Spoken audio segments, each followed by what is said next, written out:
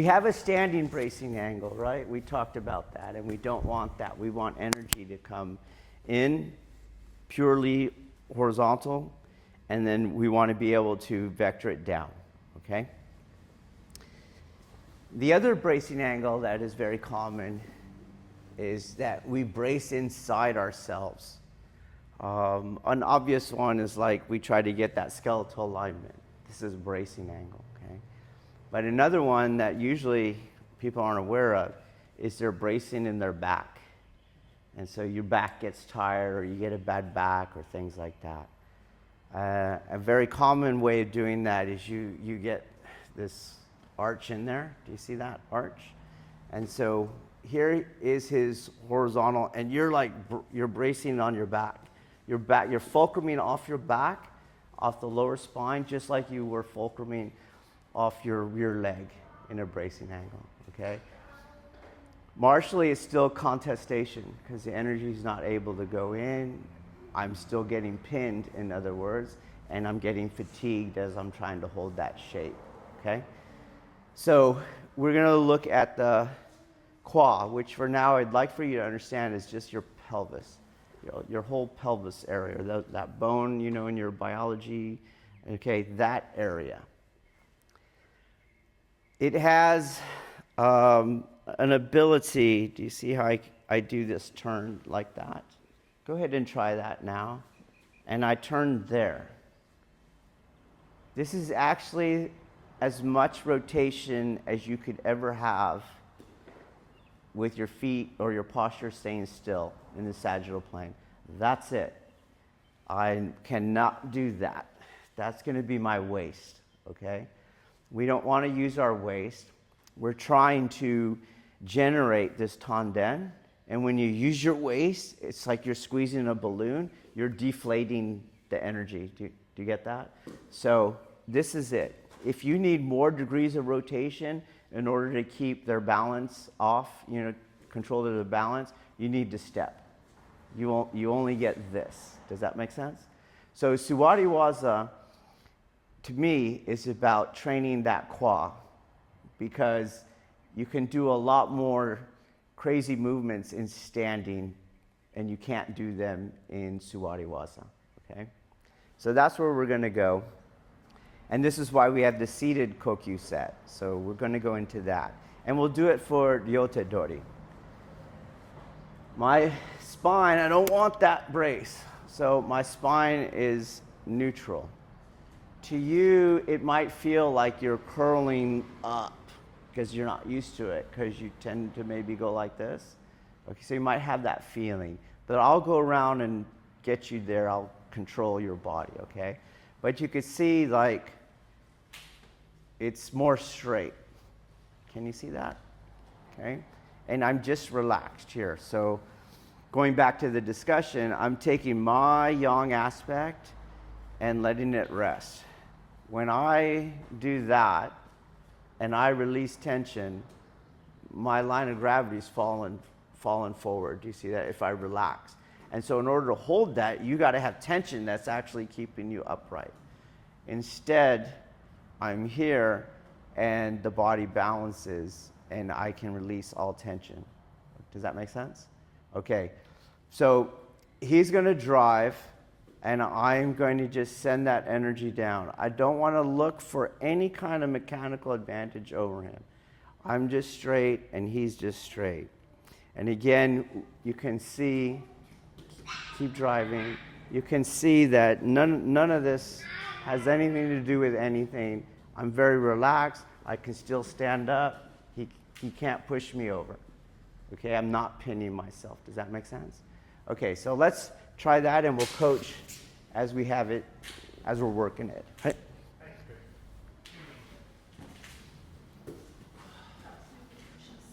Huh? Can I get a cushion from that? Yeah,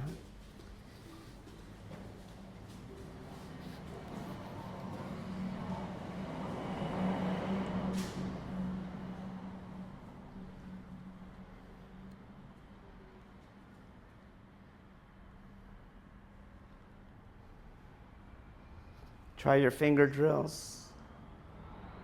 Make sure you're not pushing in. You want to push straight. across the mat.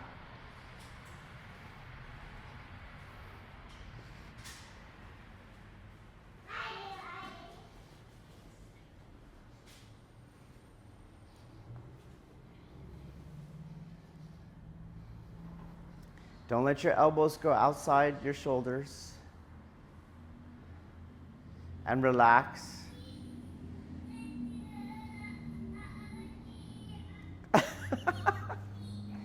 Good girl.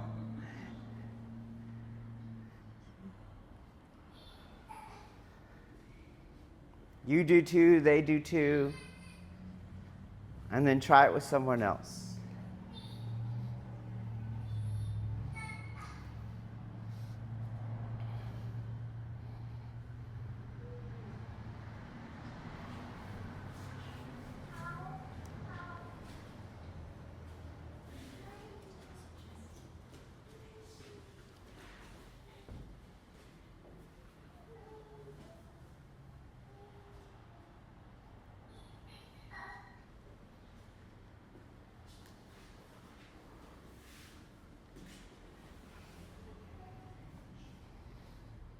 Good girl, push, push, push, push. Yes, yes. And push. Good girl.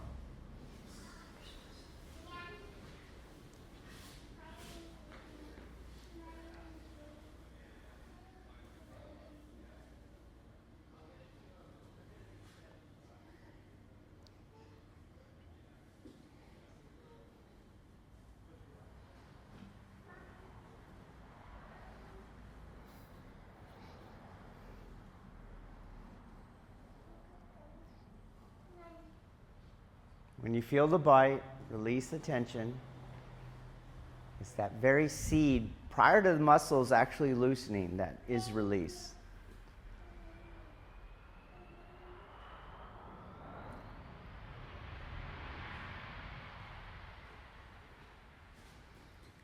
Okay, I'm going to coach again.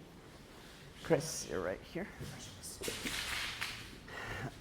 So, in these energetic drills, you don't want to think of them as self-defense. Like, pretend you're not even in a martial art and you're just learning about energy, okay? So, as he's pushing, I don't want to do anything to him. Do you see? I'm kind of getting this upward angle. Do you see that? In my elbow, my hand is higher. And what I'm doing here is revectoring that energy. We do that in techniques, okay? But here, I'm just here.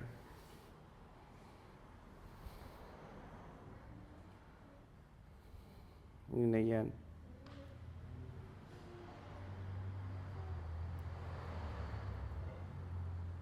Okay, does that make sense? Another thing to pay attention to is you'll be punished if you're bracing. You're going to get burns on your insteps. That's horizontal force is still working on you, and we need it to go down, okay? So if you're feeling your feet like you're bracing on that, try to not just release and relax, okay? So no manipulation of any kind. I know this feels better, but we don't want that, okay? All right, try it. And pay attention to your insteps.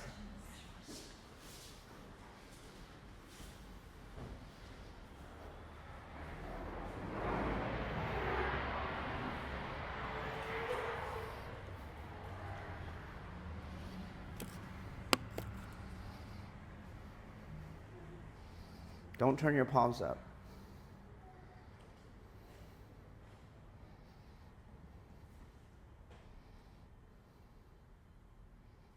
And push straight, not up.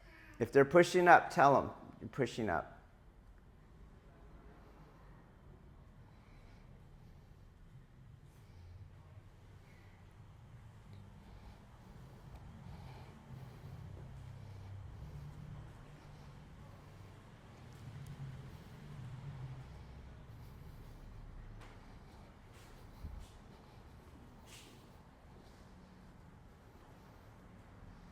Spines are looking okay.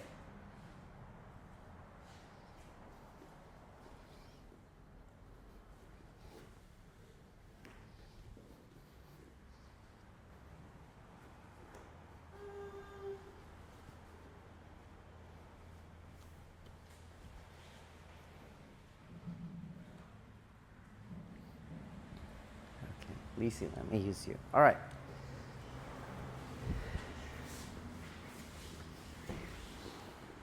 So I don't want my elbows out here because I'm taking away her power. Do you see that? So my hands are right here. She drives.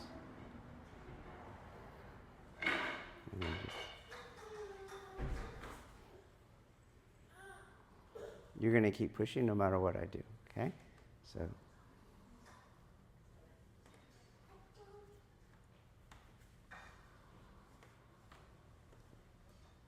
Okay?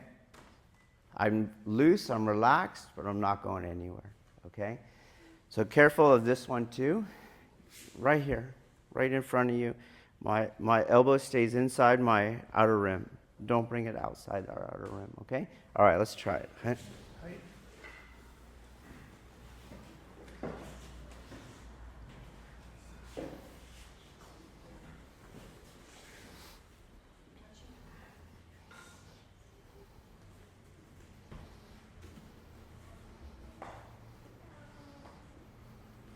Don't push in, push straight, straight, straight.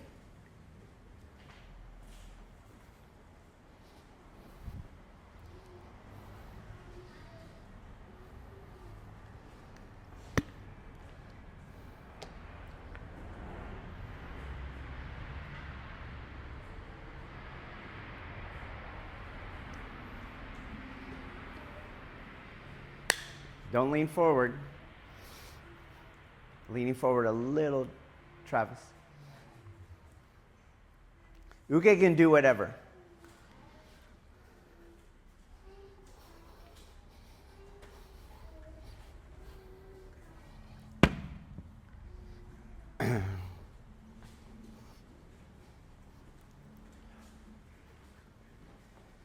Okay. Watch this. And Lisi, come to this side, and you're going to stay standing, okay? So here I am. He's pushing. And squeeze my arms. You're going to feel how the muscles are all tense on the forearms and the bicep, tricep area, okay? Go ahead and do that. I'm like here like that. No, just yeah, just squeeze what I'm like, okay? Pick a spot where you're going to stay. Okay, there you are. You feel that tension in my arm? Okay, watch. Oh, wow. You see? That tension has nothing to do. I'm going to keep releasing. You see how squishy I am. Squeeze it. You can squeeze it. Wow. Okay? Yeah. You got that? You know, I mean, what's it feel like?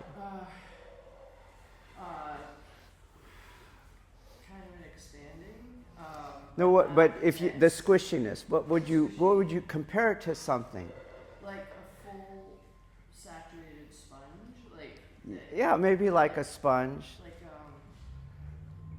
the hard to find, like the external, like yang on the inside, yin on the outside. Yeah. Okay. But let's. I just want you to describe what else feels that mushy. Like to me, a woman's breast feels like that, not the surgical kind. Okay, it just is very soft, supple, right? You can squeeze it, right? You felt the tension just go away, it keeps going away, keeps going away. There's nothing in the arm, but yet, how hard were you pushing? Right? Okay, so it's just our material self that believes that I have to flex my material aspect in order to stay in space, okay? But if you think about it, he just has force. And there's no materiality to the force, right? And so why do I have to have that tension? I don't. I just have to figure out how to be like that pachinko game and vector it down to the ground, okay? And this is why I say the internalization of his yang aspect is your first and primary yin yield. When I move, yes, that's an external yin yield, but inside of that was already the internal yin yield, okay? Does that make sense? So the drill is going to be You're going to task yourself like yesterday. Whatever he's doing, you're like, I feel it. Okay, just release it. Even if right now you get positionally compromised. Okay, does that make sense? Because we're not ever going to train. Yes, I'm not moving. Okay, but you're not internalizing it at all, and we're not internalizing it because we're contesting it. So the first thing we have to learn is, I am contesting it. What does non-contesting feel like? It's going to feel like that initial release. So you're going to get about a spark of release before maybe you got displaced. Okay, does that make sense? Okay, so that's going to be our drill now. I just need that little spark. If you don't get displaced, like some of you can do it already, cool. Keep releasing. You heard Lisi's verbalization, like, oh, wow, oh, because it kept releasing and releasing and releasing, okay? So if you are able to hold posture and positional integrity, keep that releasing going, okay? As you're starting out, it does take a while. I do think there's a coordination to it, and such that you can't release in an instant. It'll take time for you to release. So if you're holding postural integrity, keep letting go of that tension, letting go of that tension, letting go of that tension until you can't, okay? If you're doing that as Nage, the uke will decide when they're done, because they're going to get really fatigued, okay? So, all right, go.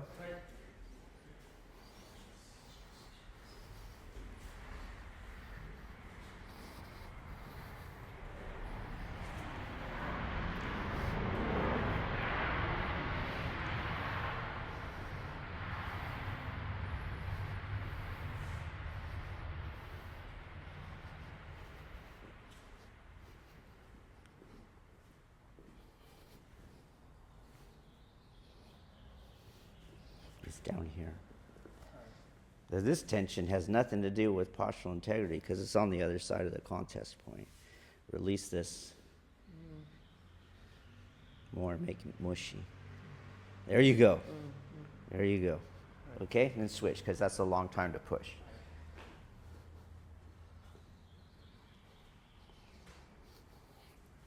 Same thing. This has to be mushy.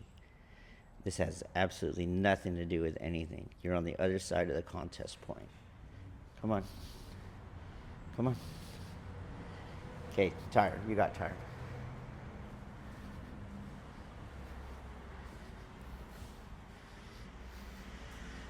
Mushy. Get mushier. Don't push in on him. So you got a lot of tension here too, which has nothing to do with postural integrity because you're on the other side of the contest point. So just relax that. Yeah. Okay, switch. That's a long time. You're probably switching every one now. Okay, switch every one. Same thing. Ooh. Loose, loose. Release. More. This is not bad.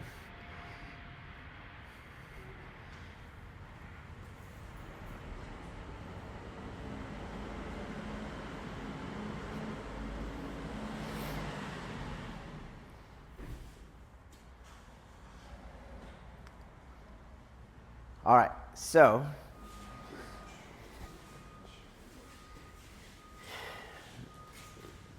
and again, feel free to stand up because you're at those federation seminars. You can't see because you're just I sat here and now it's rude to. Okay, go to the angles. All right, do you understand?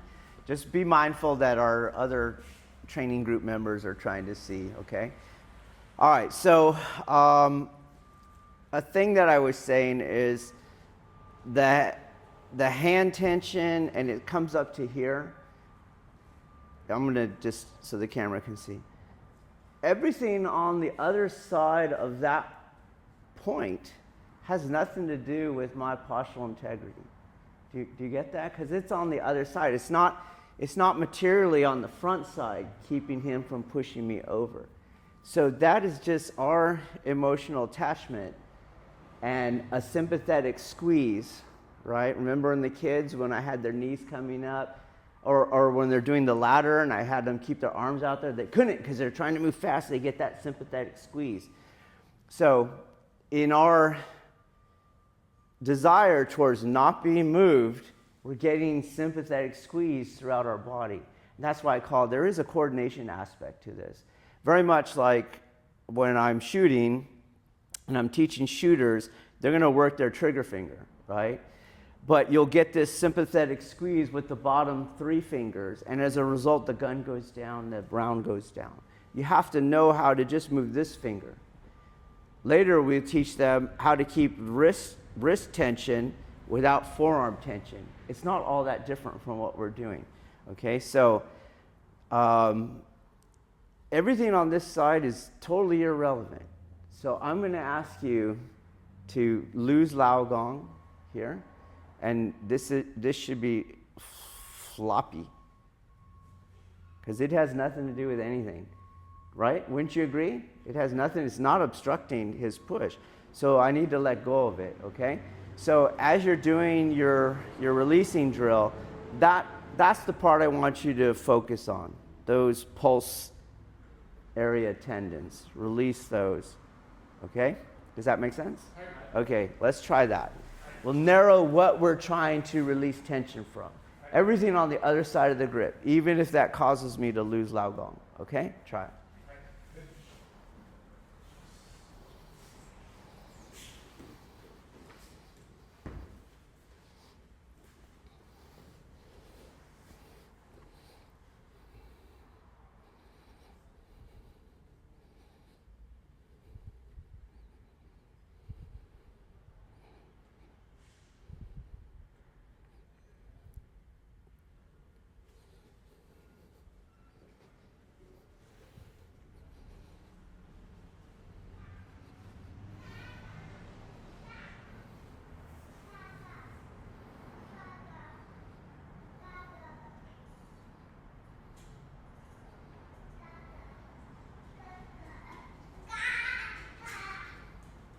Let your hands go, let your pulse be squeezed, but keep your arm positioning. Keep tasking yourself with positional integrity.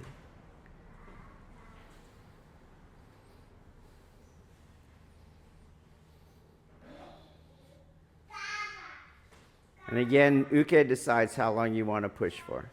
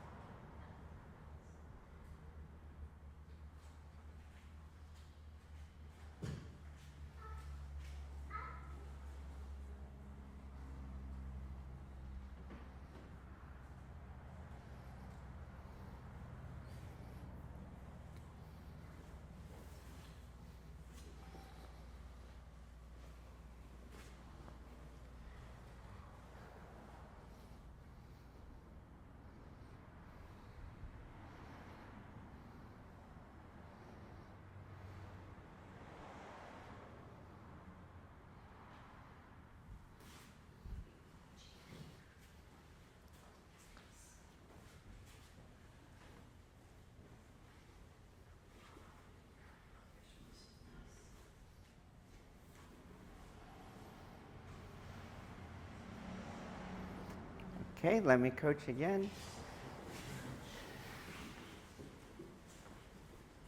You can just kind of watch my spine. You're fine. Okay, so I'm going to do what we're often told, like, see, I have that erect posture. Do you see how I'm? Okay, but I'm actually falling backwards. Like if I release tension, Okay, so I'm using tension to stay there. The front of our body is heavier than the back of the body. So in order for me to sit how we need to sit, so I'm taking that yang aspect of my own materiality, gravity's working through me. That gravity is the immaterial force that I'm letting settle. And so it's very subtle, but if you pay attention, I'm more forward than I am upright. Do you guys see that? So here's upright, and then here's me balancing with that gravity. It just came forward. I don't know how far that is, 1/4 inch, 1/2 inch, all right? But it makes a difference. You could do it standing. It's fine. Especially at the beginning. At the beginning, posture, form does not matter, okay? But at the beginning, it's going to be a little easier. If I'm back here, you can see I'm back here. So she drives. I can still ground that, okay, at where I'm at. But you're going to find that very hard to do. So when you're here, first balance your own body without tension. I release all tension. Okay, and there's no tension, and this is where my body wants to hang out. It doesn't want to fall forward. It doesn't want to fall backwards. I can't get it to fall forward or backwards unless I put muscular input into it, okay? And just know, for you, just like getting rid of that probably feels like you're lifting that pelvis quite a bit. Coming forward probably feels like you're way coming forward, but you're not, okay? You're just way back is the problem, okay? So I'm here in this posture, okay? Does that make sense? Okay, and now I want the uke, so the uke is driving, and I want the uke to be telling me whether they feel this releasing or not, okay? So there I am, okay. You got it? Okay, so the uke is going to tell you whether you are releasing or not, and then we'll do one more related progression for that. Okay, yeah, please, yeah. Let's get that thing on the glass counter. Yeah, please ask questions.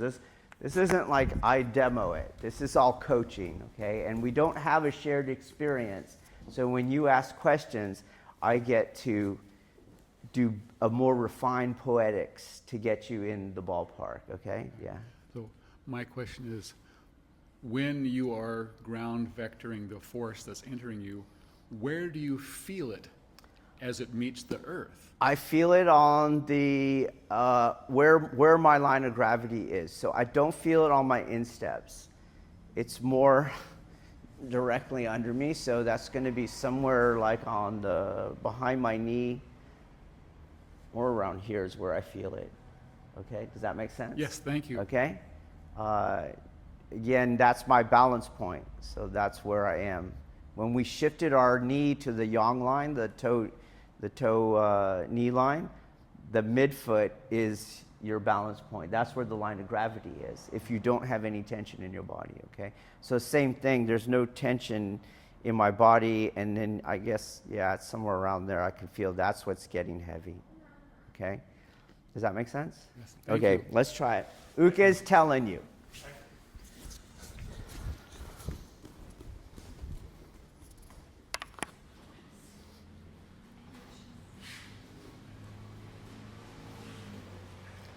Start with tension. Let's over exaggerate. Start with tension and then release the tension in the hand and those pulse tendons. Release the tension. Let your hands go. Let everything go on the other side of the grip. It clearly has nothing to do with postural integrity.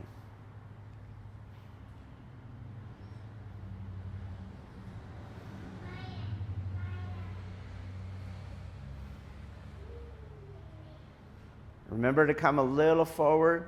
You're a little back, Lisi.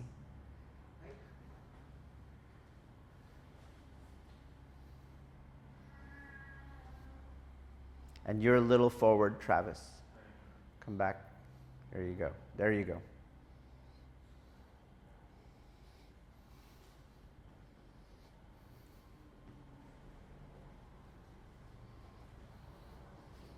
You shouldn't feel it on your insteps.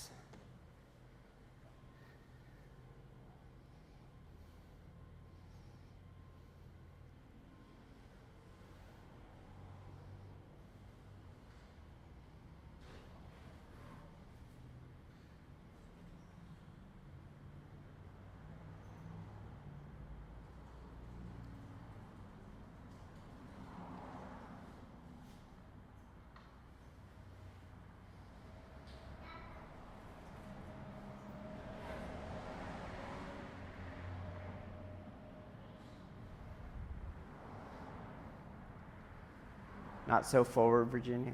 Keep the chest open. And Uka is telling you, after they can feel you kind of squeeze, releasing, and it's not releasing anymore, Uka should just let go and switch roles. Give them a few seconds. Sometimes it stalls, okay? But if you're like, nah, they're not getting it.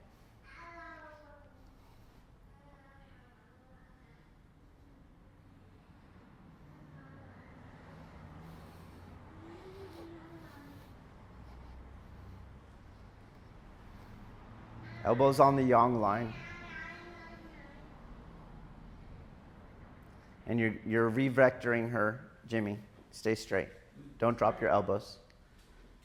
We want to set the problem up. And we want to solve it internally, not externally.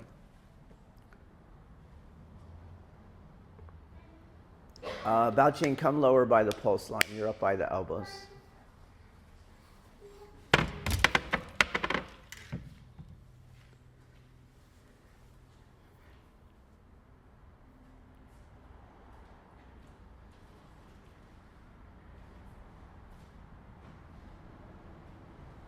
This release has got a psychological and an emotional and a habitual aspect to it. We're just using the physicality as a symptom of those non-material aspects of ourself, okay? You should be able to squeeze her more.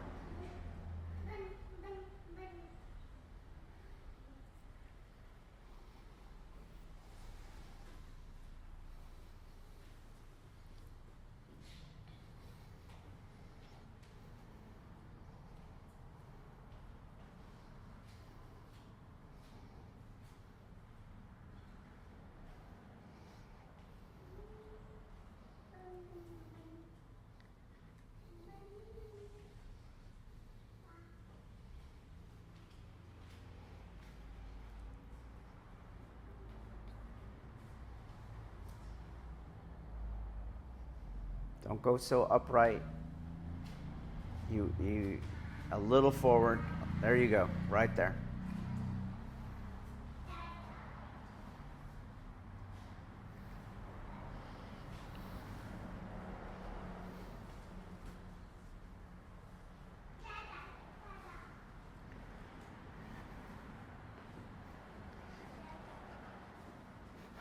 All right. I'm going to use you, Lisa. You'll be behind me this time. This is going to be fine with touching me, okay? All right. You cool with that? Yep. All right, cool. Andrew, you're gonna put your hands on my abdomen. Right. Lisa, down here. Yep. Just enough so you can feel no squeezing, okay? Got it. All right. So here's me relaxing. You kind of squeeze it. Cool? Okay. You're going to feel what happens as I take his pressure. He's increasing. You feel it getting hard? Mm-hmm. And I'll release more. Now watch. You feel it come out? Mm-hmm. And now try to squeeze it. Okay? That's your lower tanden. Okay? That force is going somewhere. That force is going somewhere. And it meets in that cavity. Okay? As you're trying to release and you task yourself with positional integrity, you might start to feel that. Don't let it scare you. That's what you want. Because you're like, I'm not doing that. I'm not doing that. I'm not doing it. It just happens, okay? Don't try for it. If you feel a lot of times when people feel it, they're like, they try to fix something. Like, don't fix that, okay? Because I'm seeing some of you like, you're fixing it. Just let it happen, okay? Okay?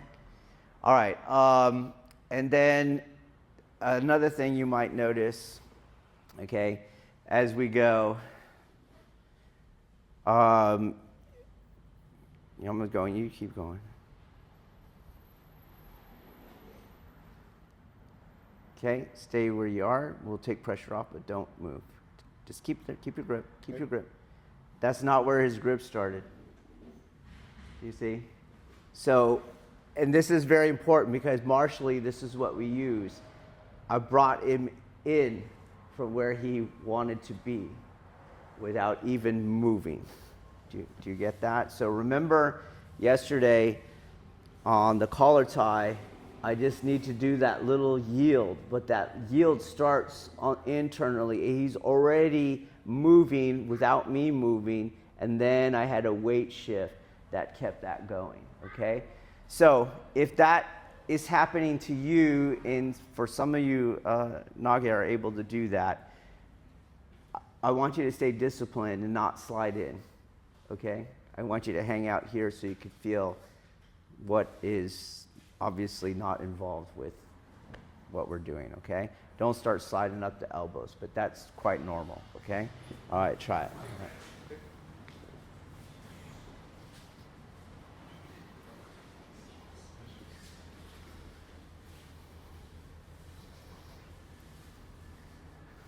Always go back. First, get your posture working.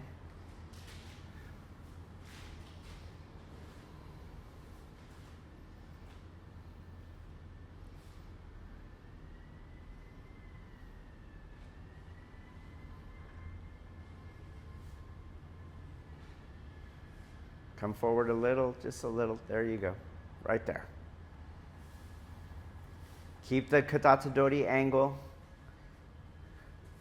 Don't vector it up.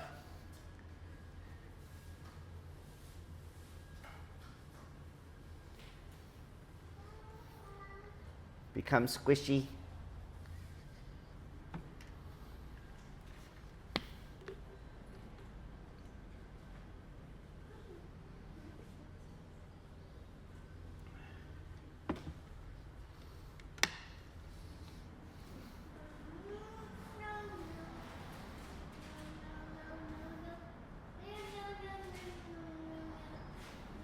Uke's telling you, yeah, it's releasing. Yeah, it's releasing. Okay, yeah, it's getting squishier.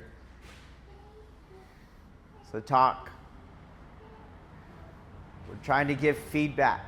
We're trying to make gross what is very subtle.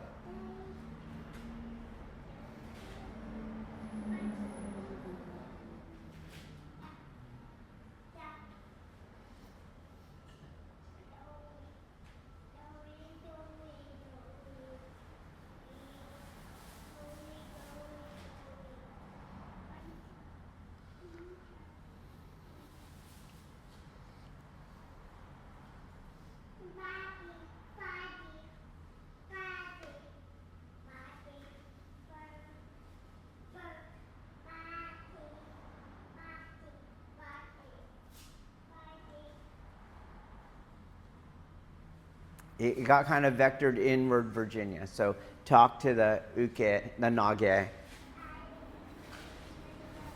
We want strict horizontal force.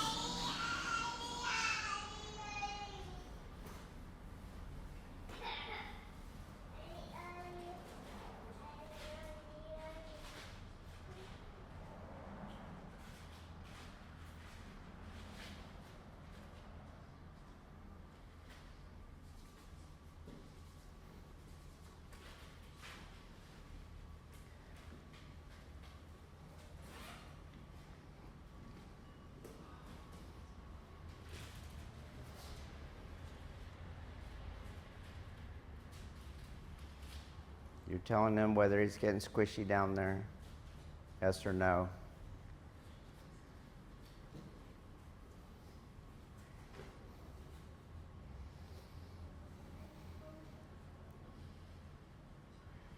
Don't vector it up.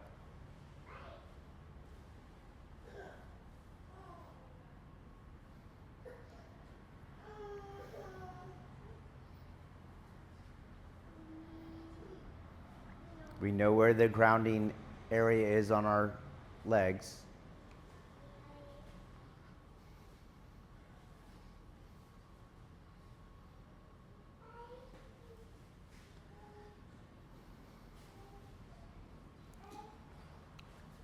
Okay, do more coaching. Andrew. Good cleaning. Okay, and we'll open it up so that you can see. Okay, remember, Lacey, as you were touching everything, the whole arm got mushy, okay?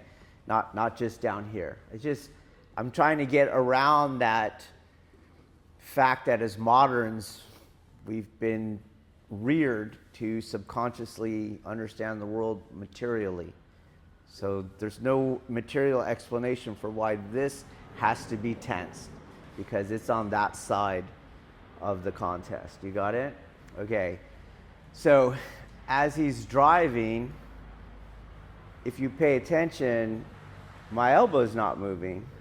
So that means even this does not have to be tense. Okay? So you remember how to do this? So I'm going to give him my elbow, and we'll have to go to katate, because he's going to use the different pressures. I would like, come on the outside. There you go, okay? And then I'm just keeping my elbow in space so that the whole arm obviously has no part in my positional integrity. So I can release even the upper arm. I release all of that. Obviously, this has nothing to do with it, okay? So the same way I'm trying to get around that modern materialism, and I just stabilize the elbow, okay? This might be a little more difficult than the two hands, because what I did with the two hands is subconsciously I organized both sides of your body against the rotation, okay? So when we go to one hand, you might feel, whoa, do you see that? You just hold the same posture. Hold the posture, and you're just here. And release this part of the forearm. Try to release that. That is what I want you to do, okay? So the technique for getting there is I'm pushing. I wait for him to feel me giving it. You're gonna give it. There, and now I can get that other hand on there. Do you see? To keep that push. And he keeps giving it. And then I have the elbow, and he's gonna release and make this. Keep releasing, release. Yeah, everything. Okay? Got it? Okay. Yeah, please do. And we gotta get that thing again. I don't know where it is. Yes. Oh, I can't encourage questions enough. Okay.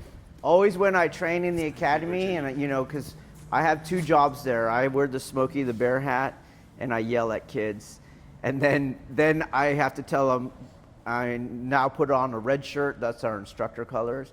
I go, now I'm an instructor. Now is the time to ask me everything and anything. And at the beginning of the academy, they don't want to. But as they get going, by the end, they're all like, Senior, do you have time? I got a list of questions. Can I just email them to you? That's just start like that, because we only have a week. They have 6 months, okay? All right, go. Yes. Can you describe how you feel the force traveling through your body past the shoulder? If you can trace the vector I don't line. feel it go into my shoulder. That's the thing. I don't feel that. Otherwise, it'll bite. If you feel it going into, for example, as you felt it going into your hand for some weird reason, but there was nothing there, right? Okay. I won't feel it on the elbow. I won't feel it on the shoulder. It doesn't go into the arms at all. As you saw how mushy it all is, okay?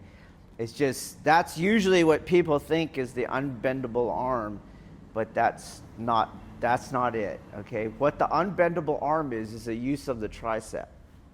You're muscling, okay? And this is one reason why they'll have you make a fist, because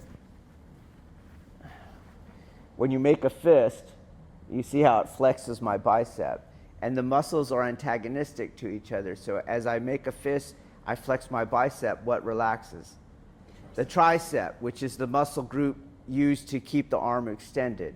So they go, it's a magic trick, okay? I go like that, and now you can bend the arm. And then culturally, we go, there's something immoral about fist, right? And so we go, now open your hand. And well, you just now activated the tricep, you see, and deactivated the bicep. And now people can hold that out.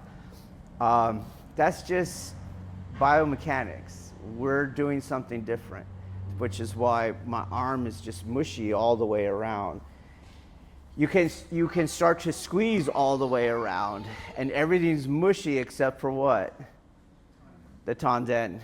But everything else is entirely loose, as if you were doing, yoga nidra or corpse pose. Everything except this feels as loose. So if you're feeling it in your shoulder or anywhere up your arm, that's what we're incrementally learning to release right now, okay?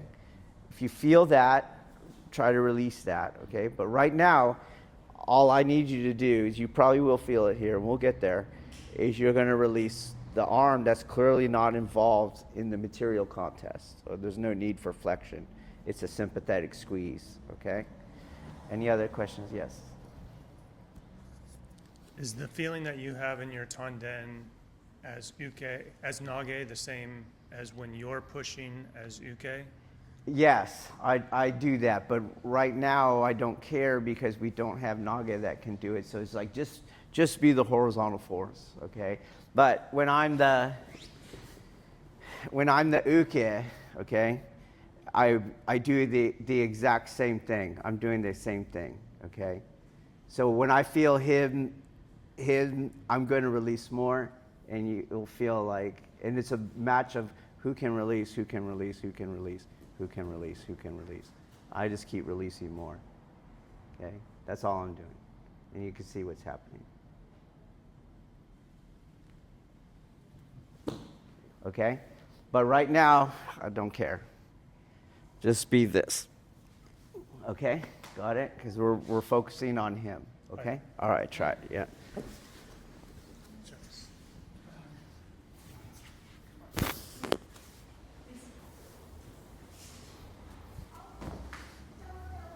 Obviously, the elbow was staying in place. So the forearm has nothing to do with what we're doing. They'll start to bend their arm. That's when you go to the outside and then to the elbow, and they release the whole forearm. Remove your two hands when you're on the elbow. Just one hand on the elbow. Take your other hand away. Good. And then with your other hand, start mushing their forearm to make sure it's loose.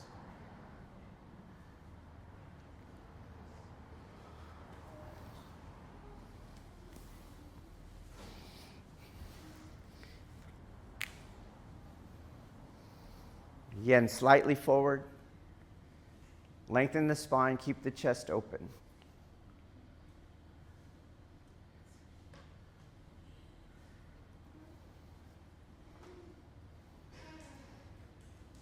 And then release that whole forearm. Let it dangle.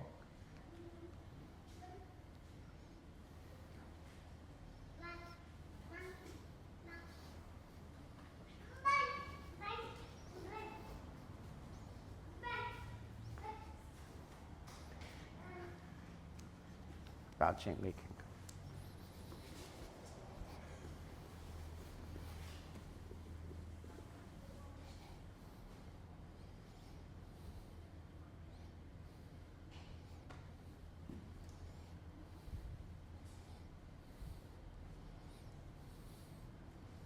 Don't move the elbow, move the forearm. Move it this way. Leave the elbow where it is. And then this is loose. Everything's loose. Leave the elbow where it is.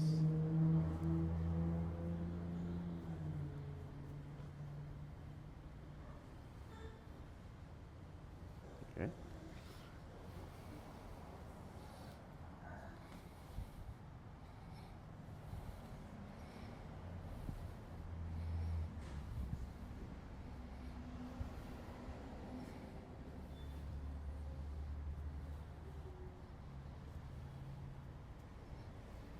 You have to give the opening. I can't get out there. You have to give it. There you go.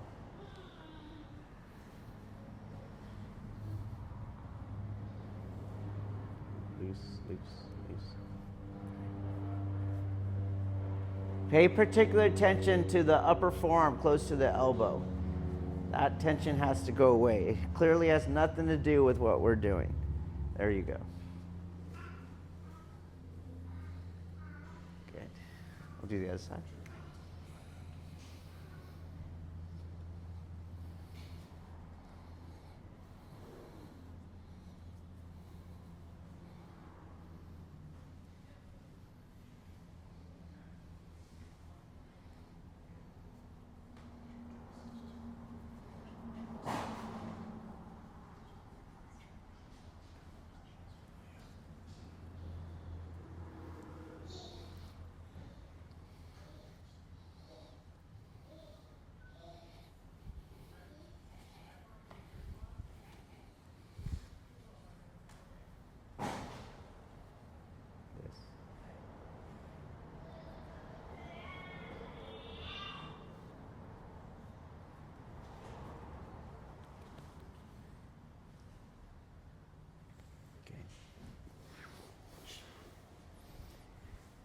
Okay, next one.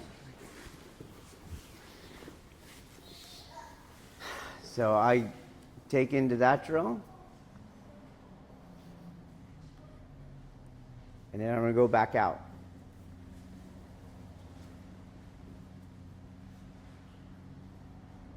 Okay, everything, and I'm trying to keep that looseness that I had before.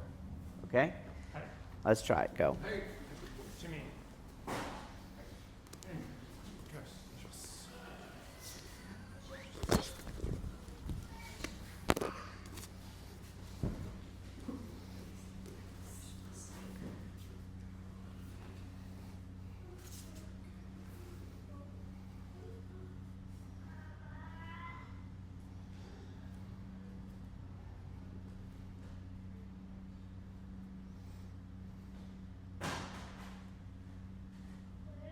No, on the outside, right?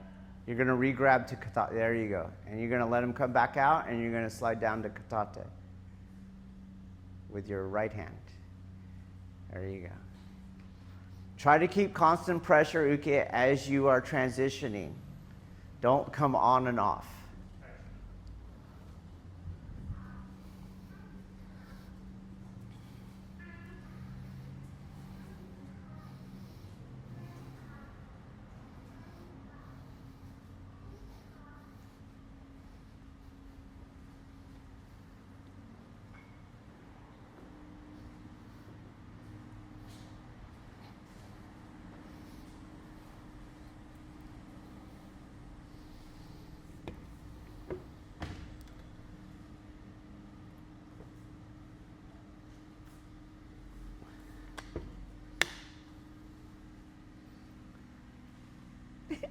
You're so beautiful. Nope, nope, nope. Good girl. Good girl.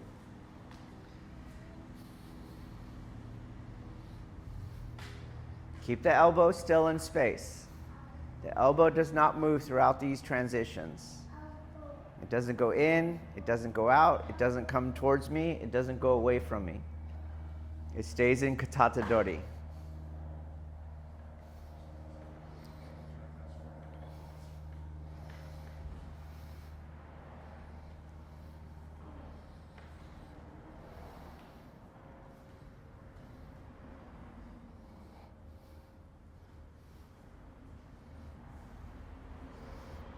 This is the right angle, Lisi. Very good. Relax your torso so that tanden is not being pressed closed, but opening.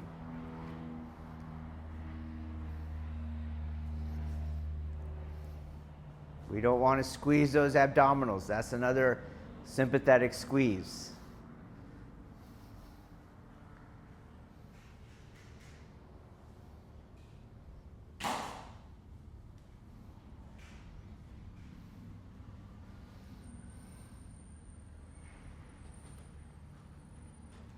Keep the pressure on as you transition.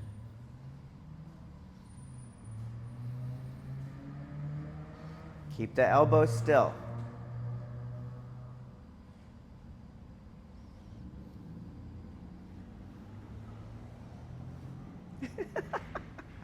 Okay.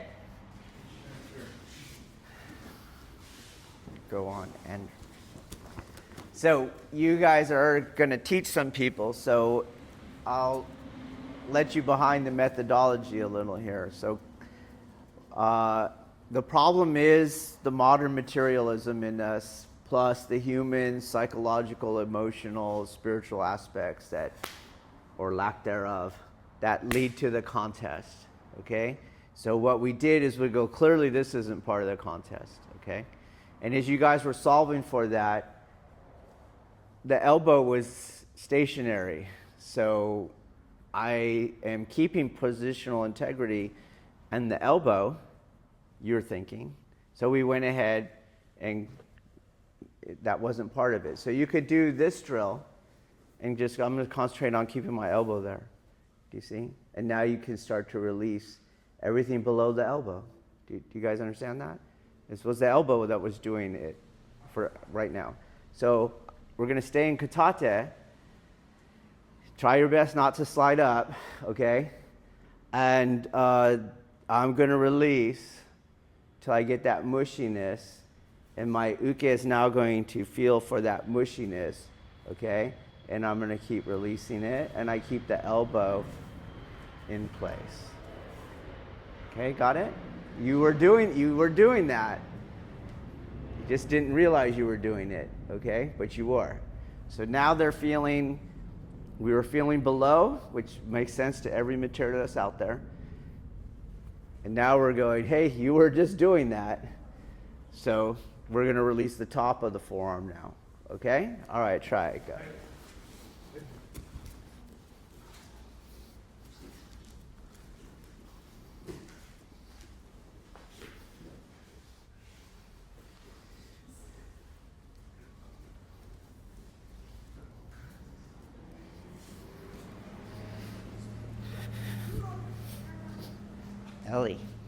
Ellie.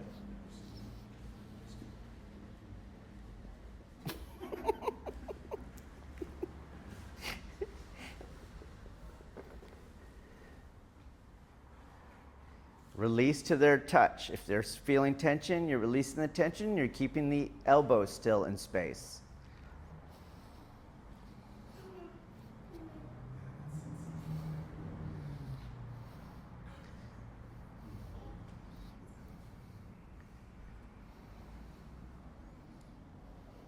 Just keep the elbow still.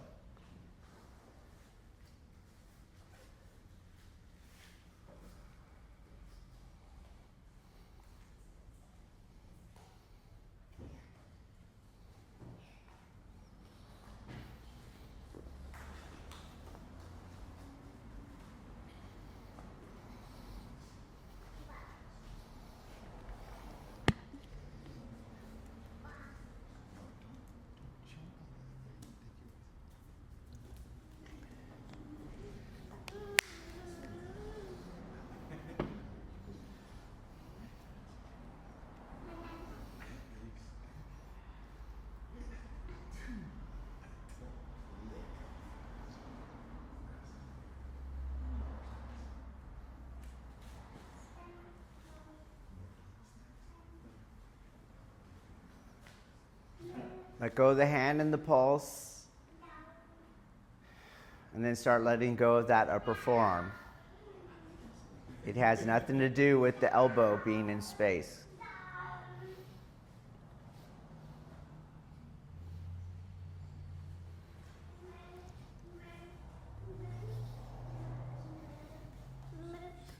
All you're doing is keeping your elbow in space, just like you were doing when the arm was bent.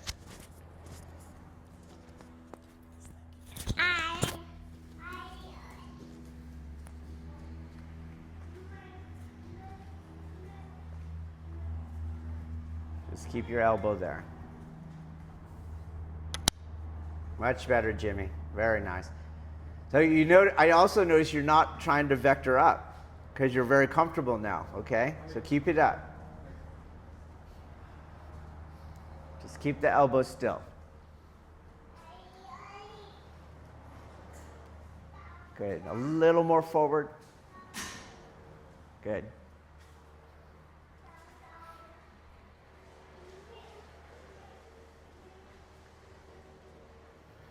Good. Very nice. No more of this, right? You were shaking at the beginning, so it was very nice, okay? All right, we're going to go on. Chris, I'll use you. Chris. Very nice. Okay. If you notice, as I'm keeping my elbow in space, just like my elbow was not moving to keep my wrist in space, so I could take it off, my shoulder's not moving either. So I can take that elbow off too, okay? So I'm going to do it here. I give him, he goes to the elbow, okay? And then as I take the elbow away, he'll come up to that shoulder. And I'm just doing the same exact thing. Okay? Got it? Then we'll go back out. I'll give him the elbow. When I start to go, he'll feel me open and he'll yield to that. A little more, I mean. And then we're back out here. Everything is tension free. Okay? We're doing the exact same thing, addressing the fact that we have this modern materialist view, and I'm just taking away the materiality. Clearly, for the elbow to move, my shoulder would have to move. But since the elbow didn't move, obviously the shoulder was not moving, okay? And then force is just going in. So again, just like the elbow drill, we'll go to the shoulder drill, okay? Keep a constant pressure. Constant means not less, but also not more, okay? All right, try it.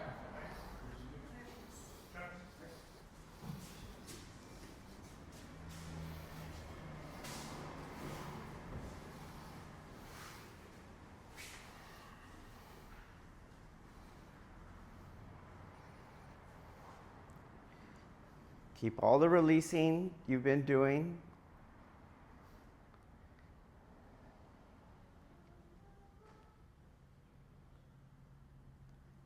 And then put your right hand on the shoulder.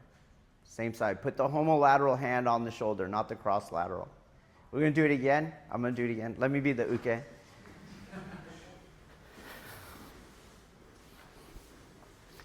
I don't want the cross-lateral arm because force is going this way, okay? And we want that pure horizontal force. So I'm here. He's giving it. Look how I wait to an angle where it could be horizontal. I don't want to be pushing that way, okay? So I wait for that angle, and then it's there. And then as he goes, you got a couple choices, right? I can go here temporarily, he takes that away from me, and then I go here, okay? Let's do it that way. And now it's just horizontal. The same thing. Good, let this expand on you. There you go.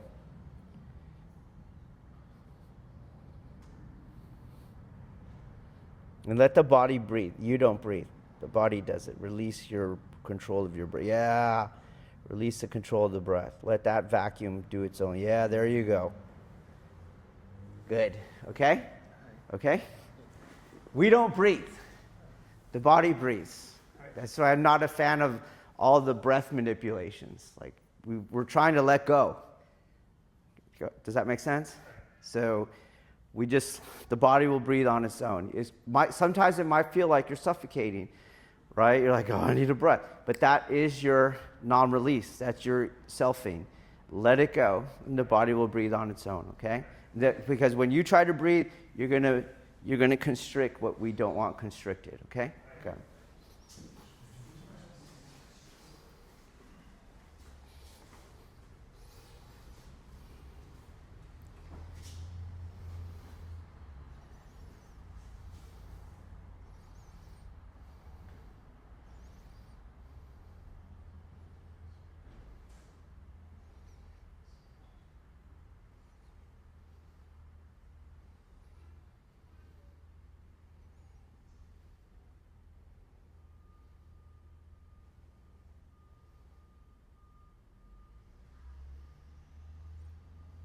We didn't do the coming back out yet.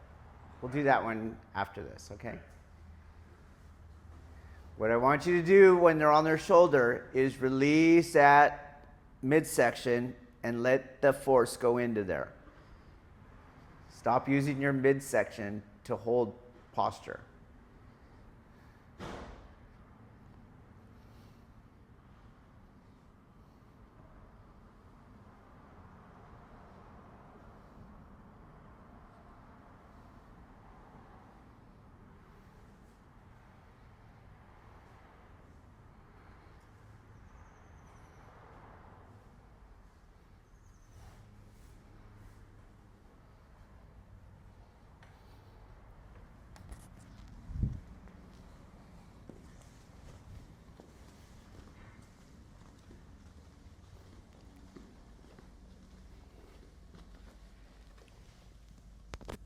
When they get on your shoulder, release every part of your arm that was being used, and then expand that, releasing to every part of your body, whatever you can let go of.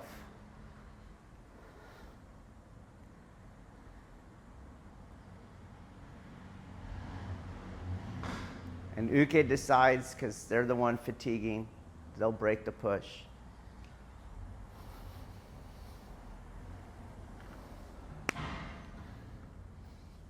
And let's switch every one this time, so they'll do the other side on their next turn. A little too far forward, Travis. Once they're on their shoulders, start releasing every tension. There's no other part of your body that has anything to do with this.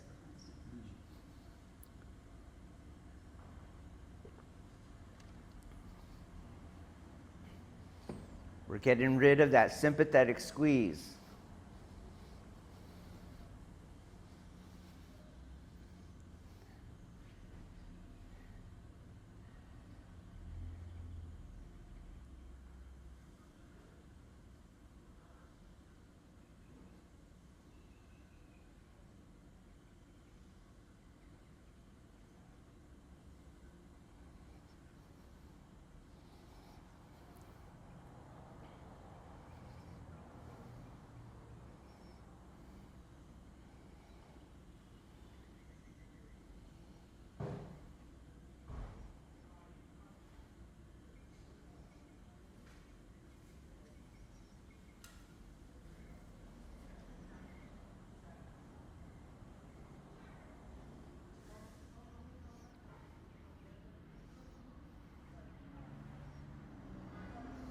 Don't let your shoulder move, though.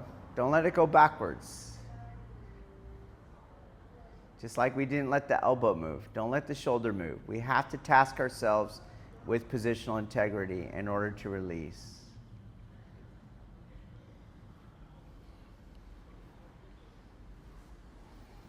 Okay, shake it out. So let's fine-tune the posture a little bit to get us a little more leeway. So my right big toe only is on my left big toe, so you can see what that looks like. Okay. Then my knee separation is somewhere around 2 to 3 fists apart. Okay, not wide, but not narrow either. That's too small. And then my head angle, which is very, very important. My forehead is not the top of my posture. The crown of my head is the top of my posture. So, do you know what I'm talking about? It's back here, okay?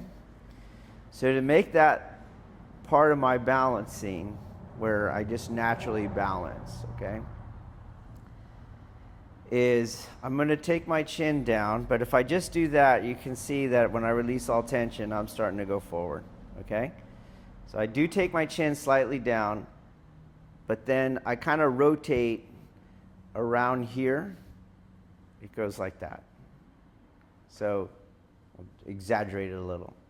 Chin is going down, but then I rotate around that. Can you see that? Okay. And this is where, as long as I keep that, I'm good to go. some physiological things you might notice with this head positioning. I get like a kind of different sound reception of what's going on. Like if you exaggerate it, almost like a, I don't know, see if you can get that, okay? Then the other one is it will open up your sinuses. You'll feel like, oh, I can really breathe now. It feels like someone's do this to your sinuses, pull them apart, and you see how much you can breathe more. Do you get that or no? Okay. Another thing you can do is take the tip of your tongue and you put it on that little bump between your upper front teeth. You know what I'm talking about? And it'll feel like an electric shock. So if you take a 9-volt battery, ever done that as a kid? You don't know? I'm going to bring in some 9-volt batteries, okay? You'll feel like a shock, like on that tip of the tongue, okay? Those are cues you could do to tell you where exactly are you, okay? This posture, too, you can see that martially it's dropping my chin as opposed to how you see a lot of people keep their chin up, which you never do in a fight, okay? The head weighs a lot. It's how to materially understand it. So if you're up here like that, somewhere in here you're using tension to keep upright. I'll get in position. Okay, cool. Now I'm gonna lift my head. I'm gonna let go of tension. Look what's happening. Just wait.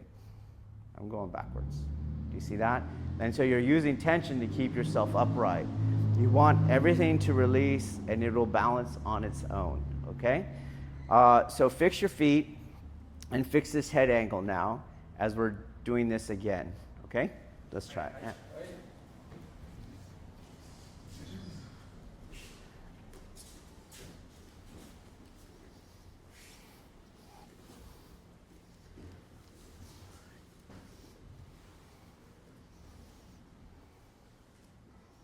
Same exact drill. Once they get on your shoulder, release, release, release. Let the body breathe. You don't breathe. Keep the shoulder still, though. We need the shoulder to stay still.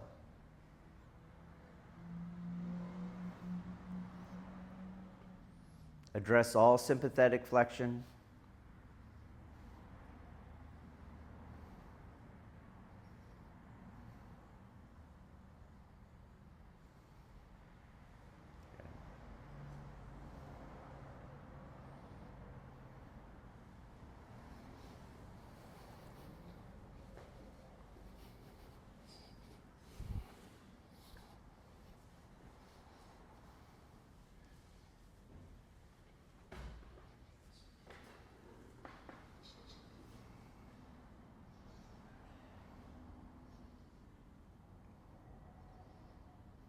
Let the jaw go, let the face go, let the quadriceps go.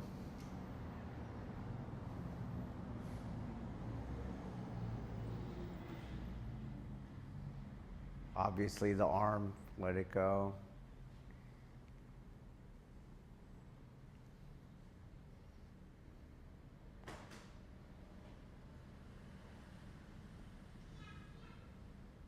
Keep the shoulders still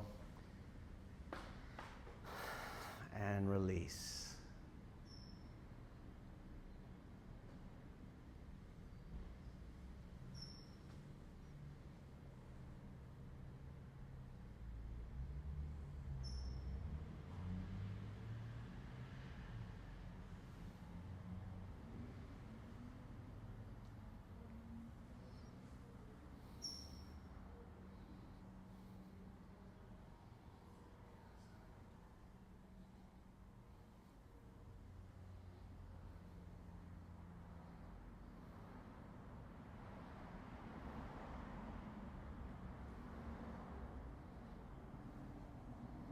Let go of tension. Fix your head angle.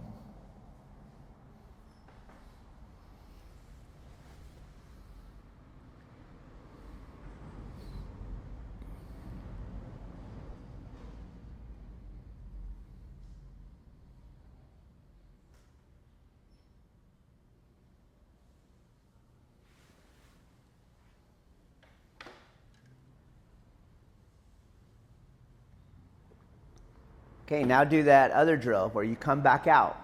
So that same releasing, all I'm doing is keeping the shoulder still. The arm had nothing to do with anything, okay? But being moderns, and that psycho-emotional, spiritual aspect of ourselves, you're going to want to flex that arm again, okay? Because you have it, but we weren't ever using it, okay? So try your best. Go.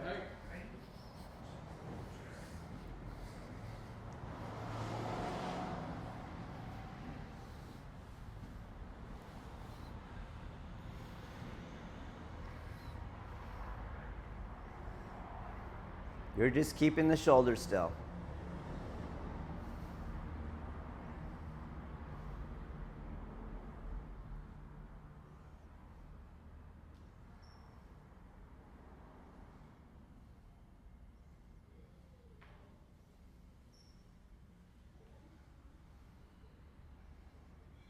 And you switch every rep.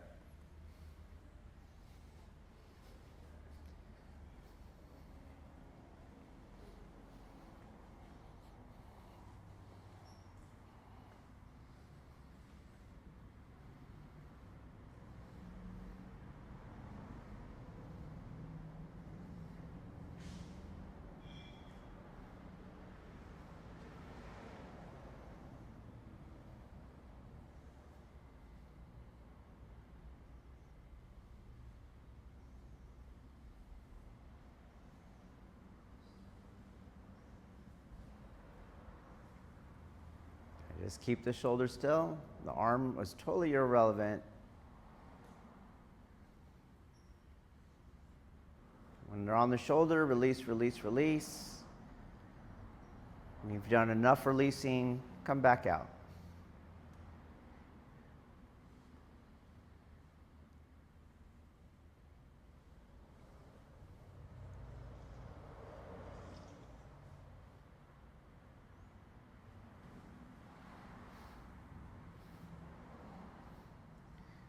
Stay released when you come back out. The arm had nothing to do with anything.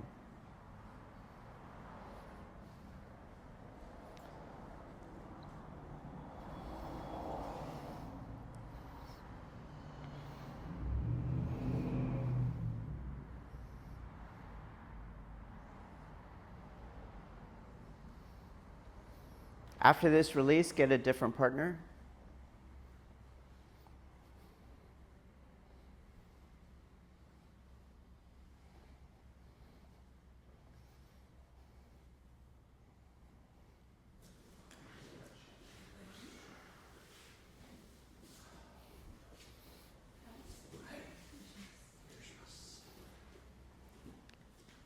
Wait just 1 second.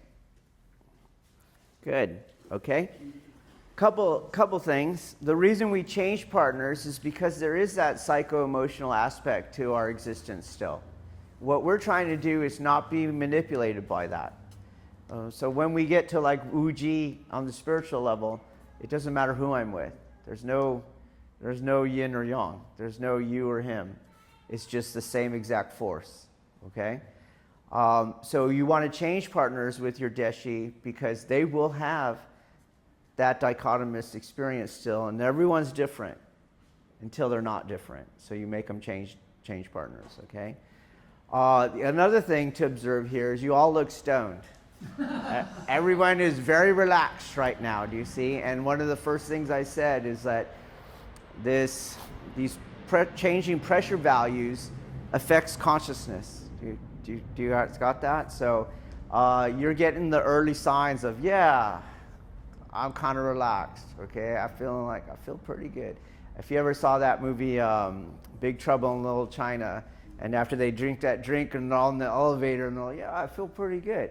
Okay, it's like that. So everyone, if you look around at people's eyes, like if I was on duty, I'd go, hey, sir, how are you today? Right, okay? I'm gonna ask him, when's the last time you used? Okay, so that you're getting the early signs of that. Also, there's no more of that shaking. There's absolutely no more of that shaking, okay? So be cognizant, though, when we change partners, you might need a little more discipline to just treat it as force and not as Travis or Virginia or whoever, okay? All right, so let's change partners again.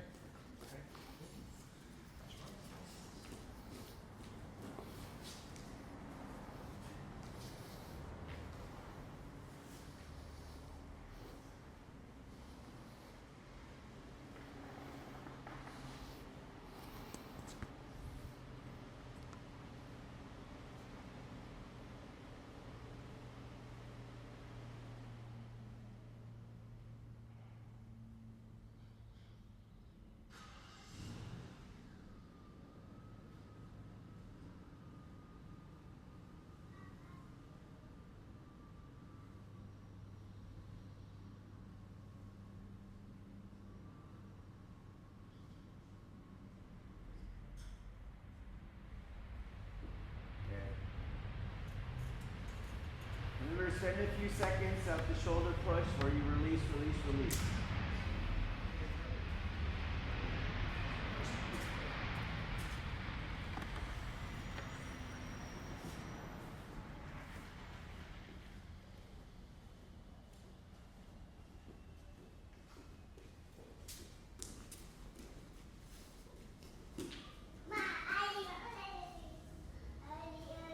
We'll get in here. All right. Okay.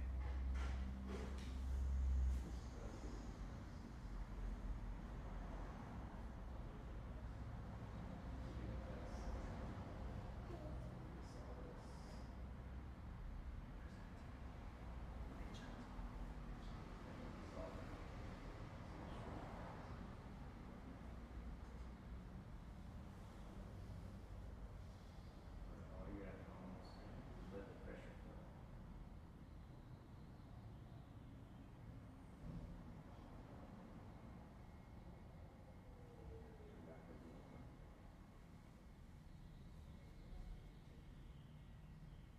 Come back with me.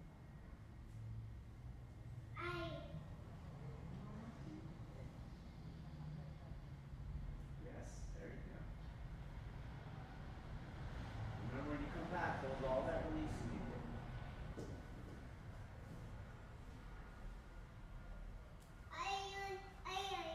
I'm gonna get her. Sit.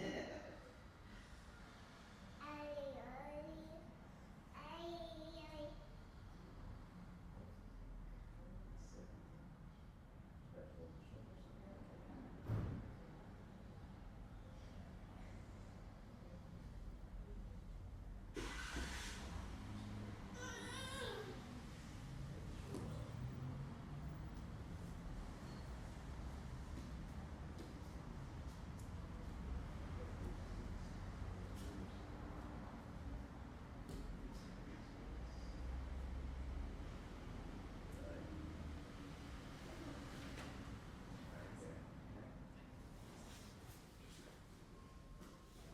Okay. Questions, comments, observations? Yes, the mic's right there.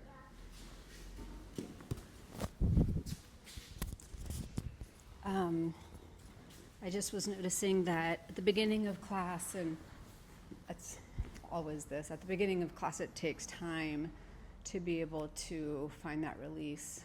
And now here at the end, upon contact, I feel like it's happening much That's faster. happening faster. Everyone's transitioning much faster too. Other observations? So in the beginning, I was feeling the bite in my shoulders. And when Jimmy asked the question, I was basically going to ask the same thing. And through the next progression, it ended up going away. Yeah. Right? And that's what I was saying when like no one's doing this anymore. So that next progression allowed me to work through where that shoulder position is supposed to be and the release Yeah. of that. Yep, exactly.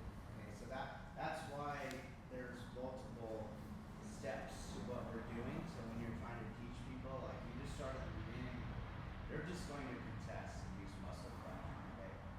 But if I ask you this, and if you're all relaxed now, and you all have positional integrity, and I go, well, where did the energy go? You know, where'd your energy go that you were using to initially hold the grip in place? Like, where'd that go? Obviously, it was not necessary. It's gone. My answer is, who gives a fuck where it went? Okay? Because I just want the skill. Okay? And I want the effect of the skill. Okay? So I don't really know where it's going, to tell you the truth. I think anyone who is talking is doing poetics. Okay? Just stick with the feeling. That's the truth. What are you feeling? That's the truth. Okay? This is why I prioritize the first-hand experience, not just theorizing. So this is why there's a camp that's for free and you just come in and I did those seminars, and I was in those preparation schools.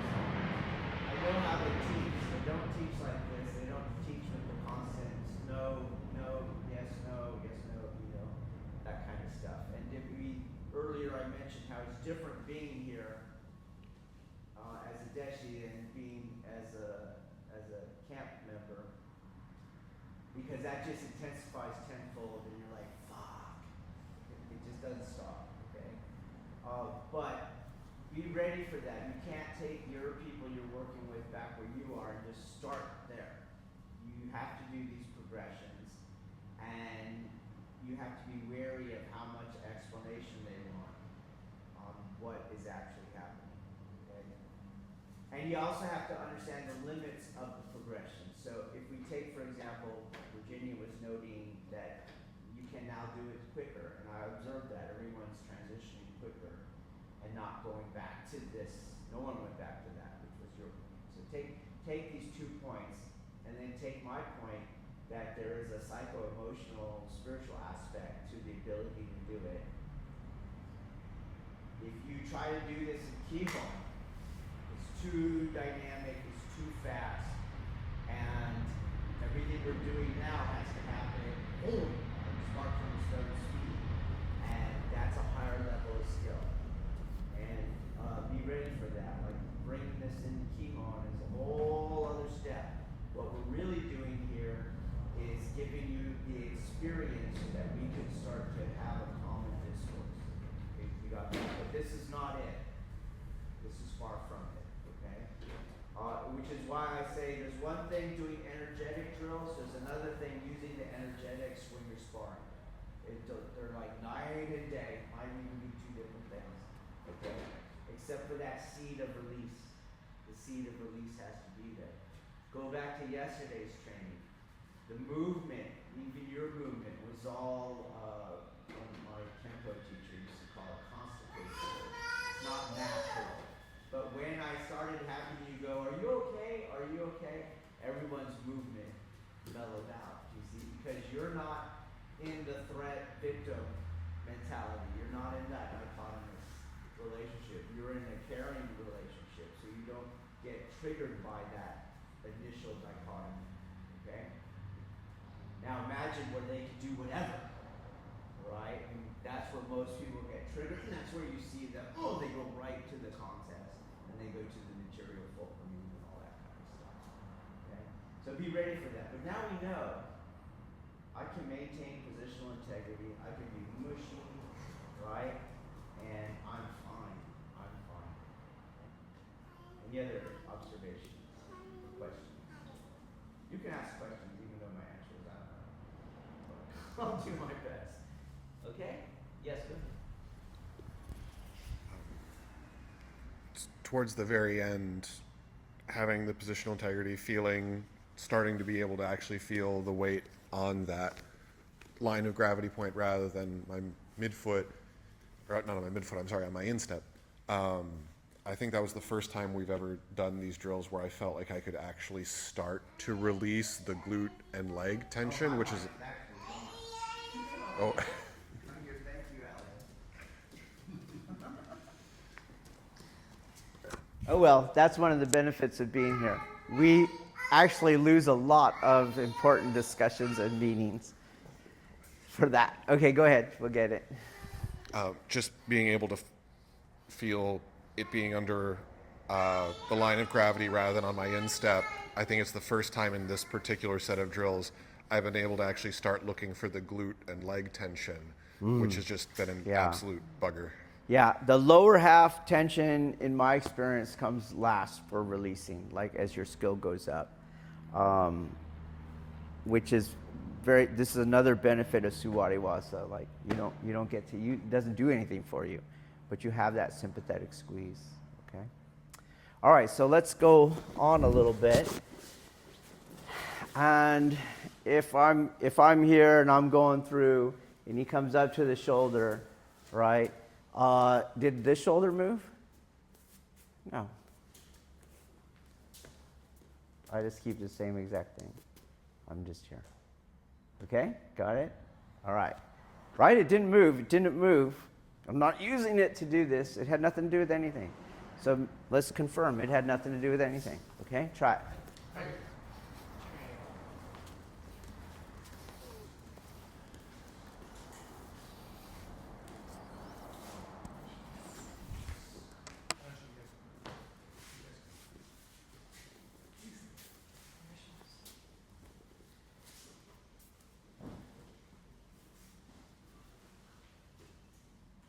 There you go. Now you can separate them.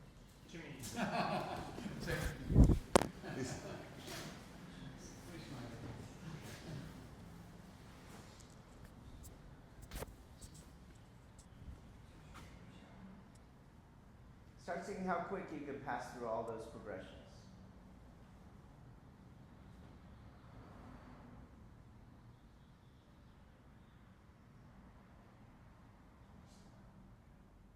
So now we're in Ryokata, but we're not grabbing. We have the horizontal force of Ryokata. And you switch every one. When you do that on your second rep, when it's your turn again, start with the other arm.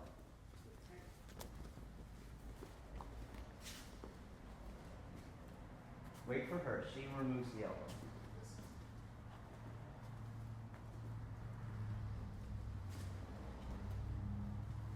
Get your head going. Get your tongue going. Release those abdominals. No sympathetic squeezing.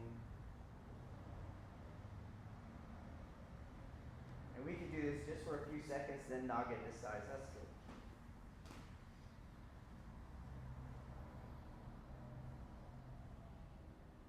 Just keeping the shoulders still. Release, release, release, release. And then the other shoulder. Had nothing to do with anything.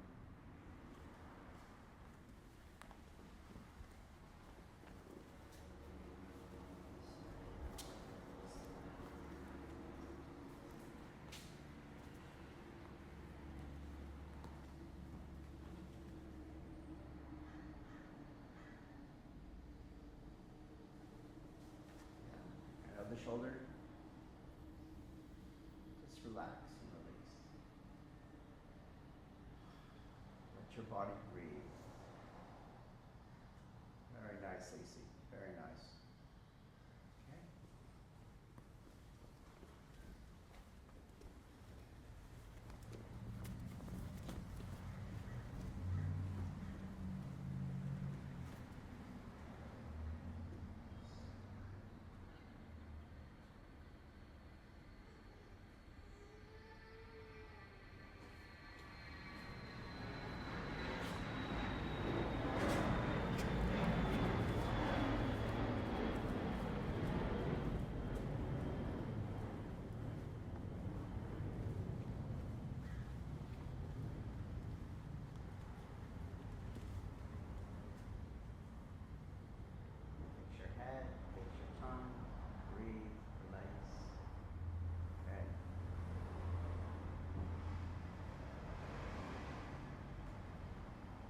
Remember, the shoulder is staying still in the same position it was in Katata Dori.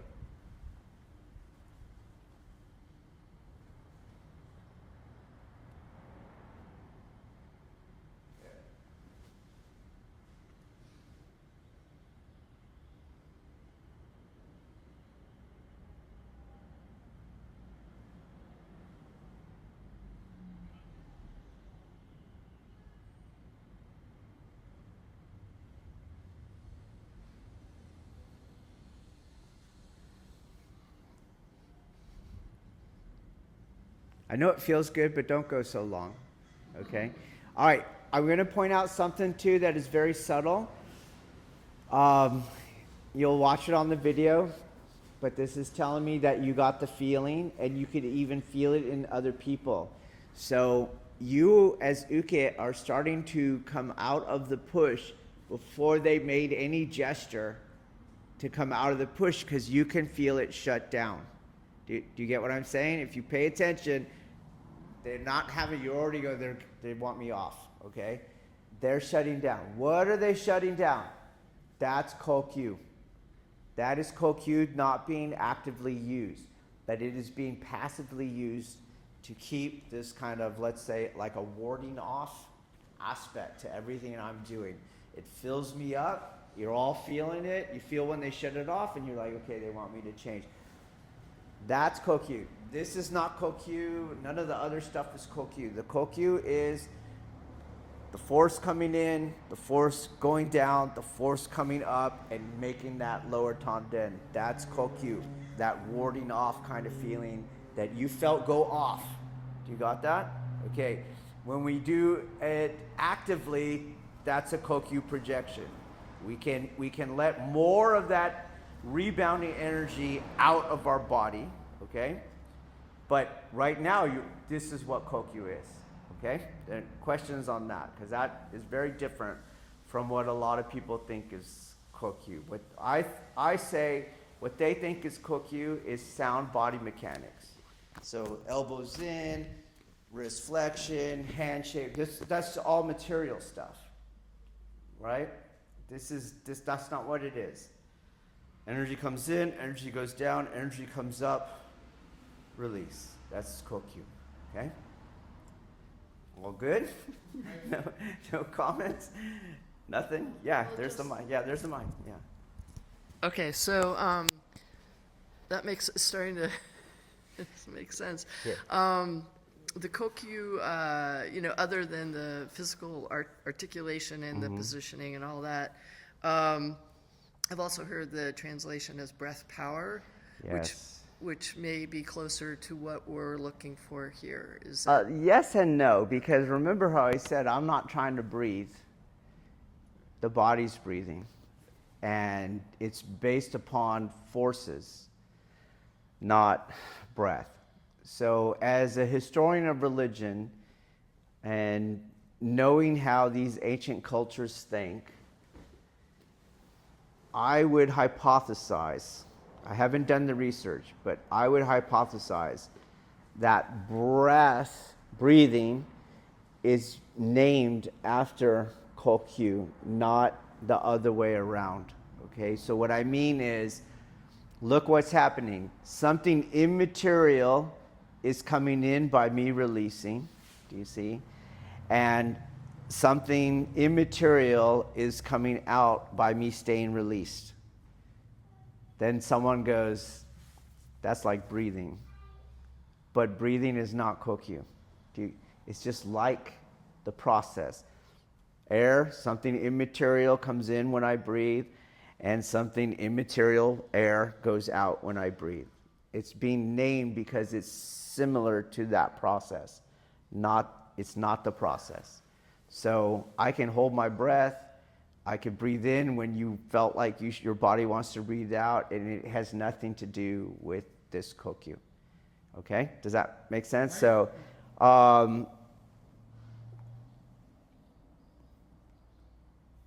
again, very different from what everyone wants to make it breath, and so they do all these breathing exercises, and you're not going to get there. It's not going to produce it. So let's take some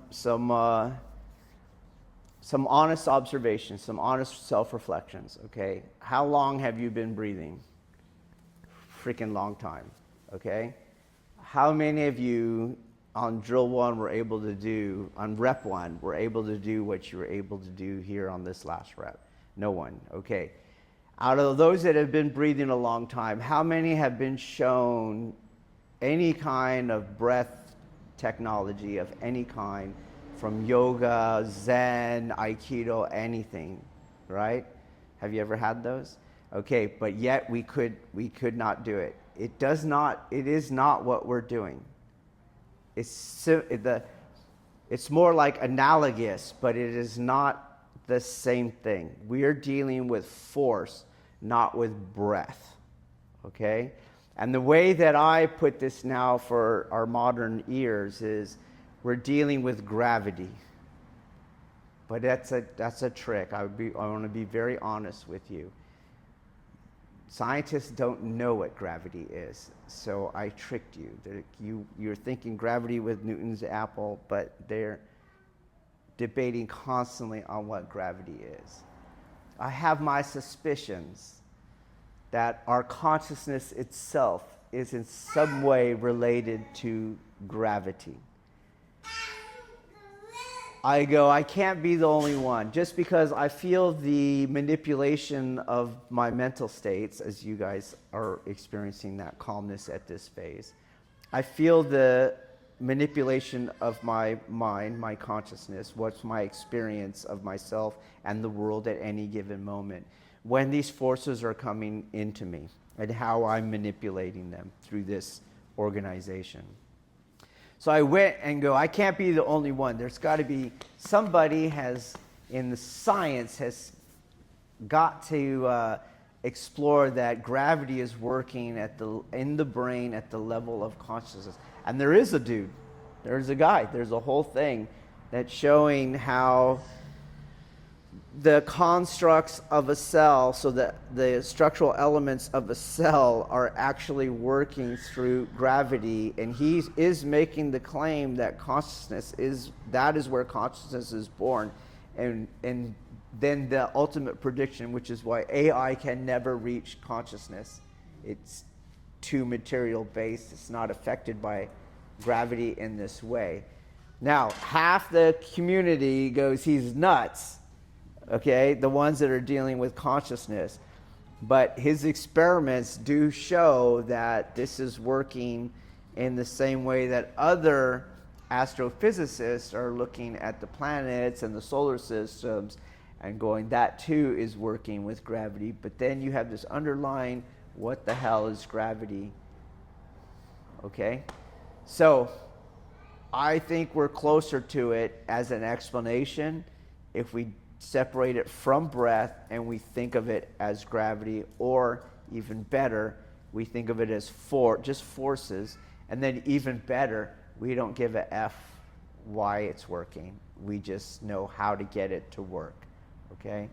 And in order to do that, we're going to lead ourselves astray, and we're going to lead others astray if we tell them, breathe like this and you're going to get Kokyu. There's no force in breathing. You got that? And then, as I said, you can do it holding breath, reverse breathing. It doesn't. You can sing a song. It doesn't matter what your breath is doing. Okay. Another one is common, it's abdominal breathing. My abdomen did pressurize, but not from breath. Okay.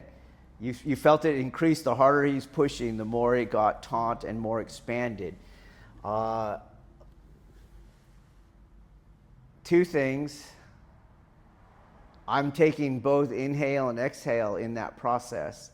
So maybe I could go, but eventually I have to breathe and it would go, but it's not going back in. It just keeps going out and out. So it's clearly separated from breath in that regard. And then it's impossible to not abdominally breathe because our diaphragm is here. So you'd have to pull that in.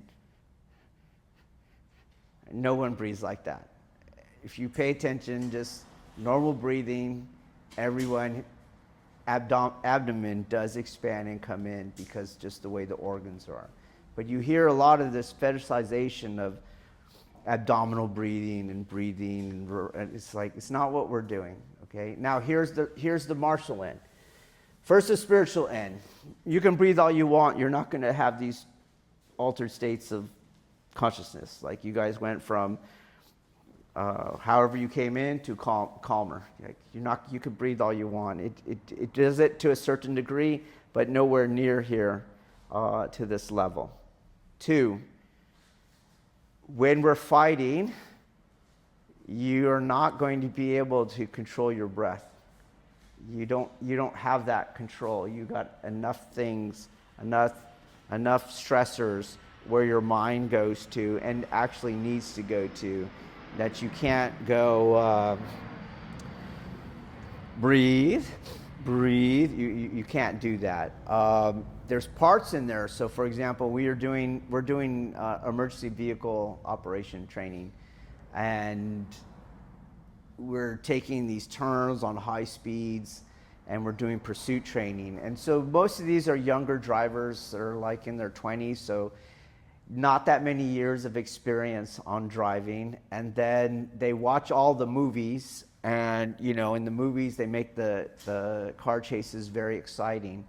But in real life, you have to be like in the zone.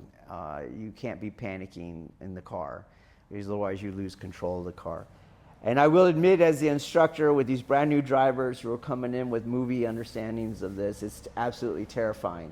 But you too can't be scared, because they're already stressed enough. And if you stress them more, then you get worse results, okay? We have one instructor. I don't know why he does it. He's a great person. I don't know what he's doing, but eventually he's all, stop, stop, stop!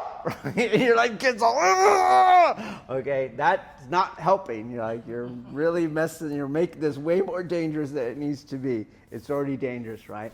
But they also have to work the radio, and they have to know where they're at. So we have these, on our academy, we have like a full-on neighborhood on the inside of a race car track, okay?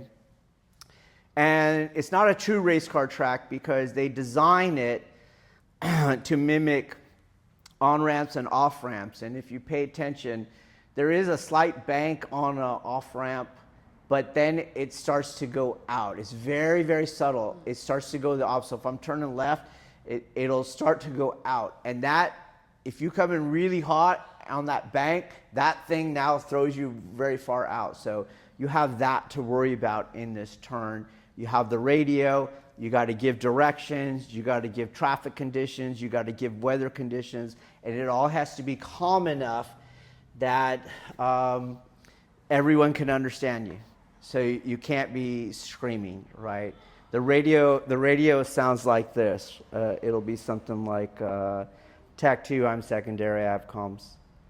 You're flying there, okay? And then you're like, we're headed eastbound on 111. Traffic is light. Weather is clear and dry. Suspect just turned into the Shire on Courage. We're headed north. And the whole thing's like, but you're freaking flying on this car, right? And what I tell them is, you got so much going on. Don't handle the radio on the turns. You got other stuff to worry about. And when you get on the straightaways, that's where you handle the radio. That's where I want you to take some breaths, because you probably aren't breathing normally, and breathing does sort of calm you down, but all the other stressors are really deciding when you get that breath or not, okay? And we can't have it be where we can't expect that if I'm trying to generate Kokyu, and I need to maintain Kokyu throughout a combative engagement, I can't relegate that to breathing, because my breathing is not as much under my control as we might like to think, okay?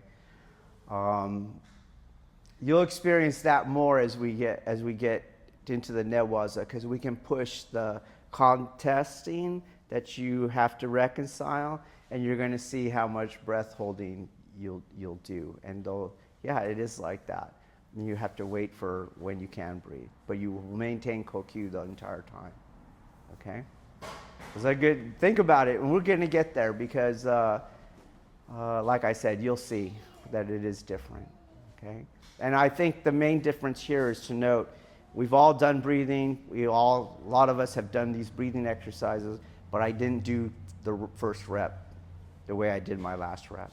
Something else, okay? If you want, hold your breath. Let's do the last drill.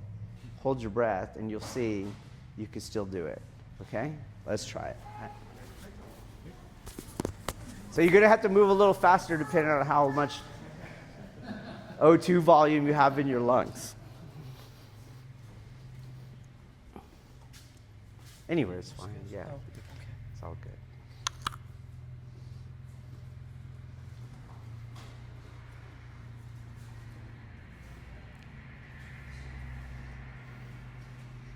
Did you do it, Andrew? Looked like you did it. Okay, yep.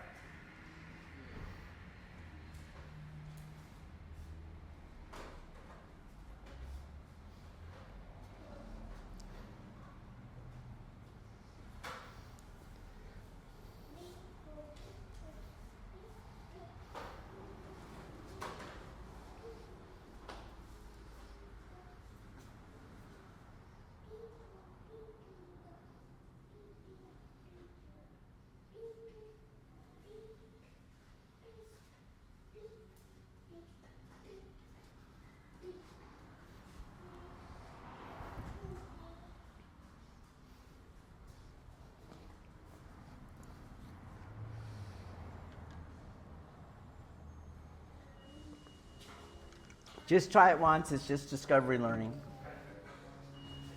Okay? Now, if you held your breath on any other mat, they're going to tell you, no, you got to breathe, right? Your Kokyu. It's like it has nothing to do with what we're doing, okay? All right, so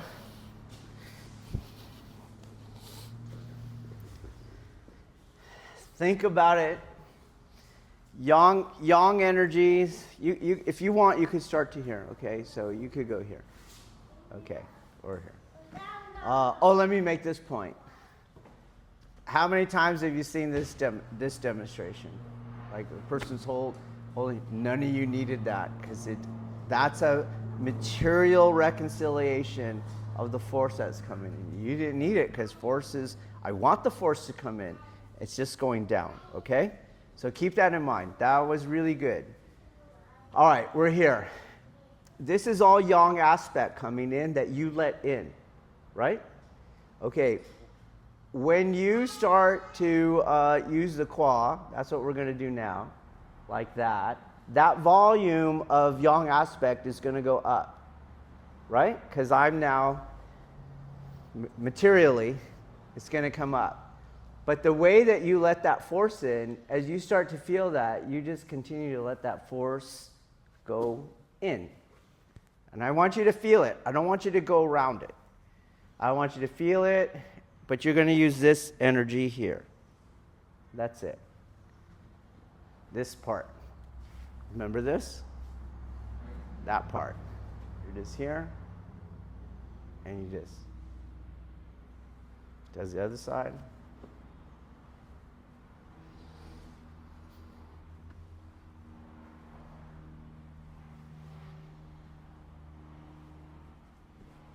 We can do 2.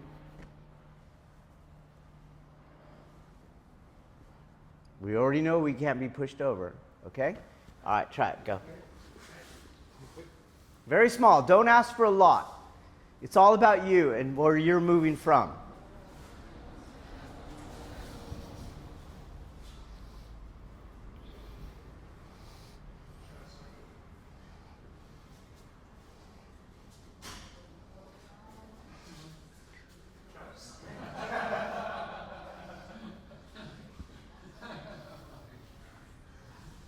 Don't ask for a lot.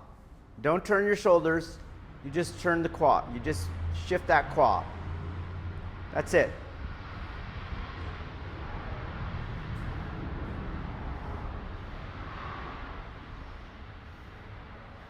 Don't move your shoulders. You're closing the kwa. If you're taking them to the left, you're closing the right kwa. Don't move your waist. Don't move your knees. Better. Yeah, don't ask for a lot.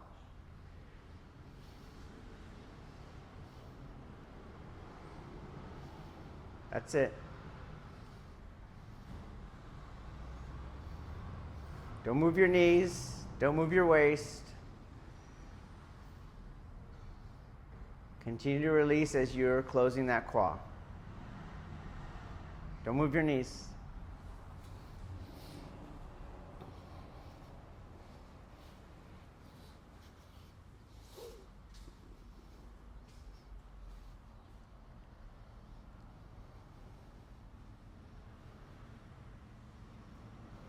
Okay, don't ask for a lot.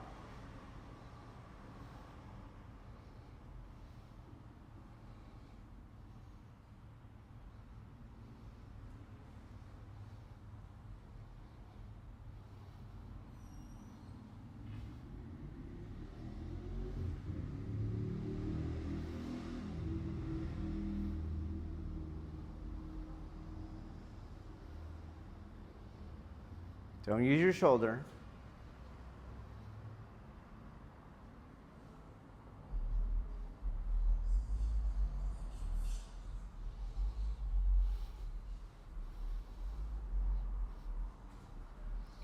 Okay, let's coach a little. So you have these two seams here, right? You know what I'm talking about?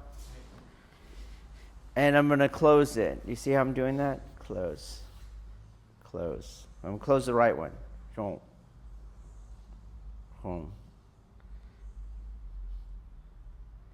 My shoulders don't do that.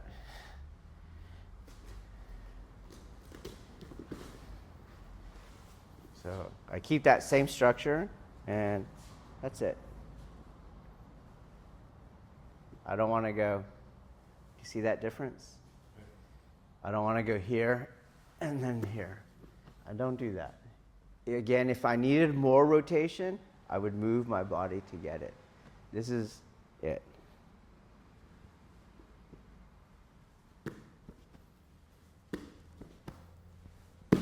Okay? Try it.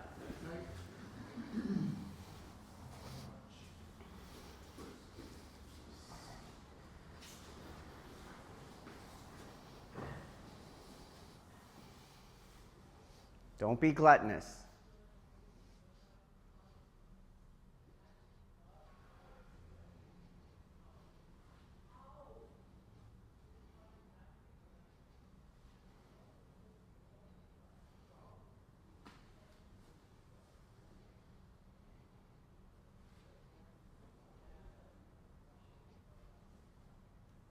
Don't expect a lot. Just close that seam, open that seam.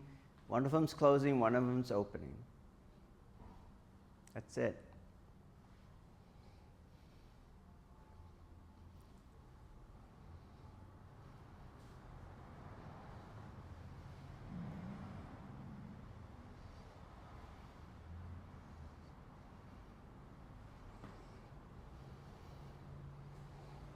Again, you shouldn't feel it on your insteps.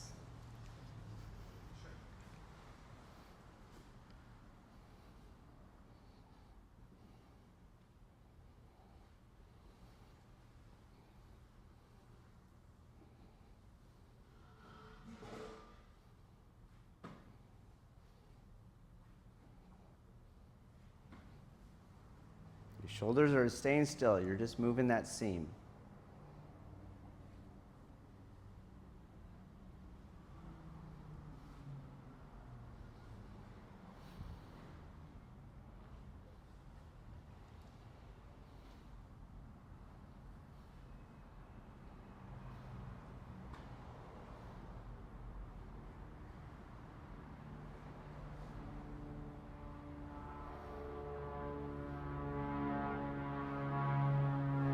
Yes, like that.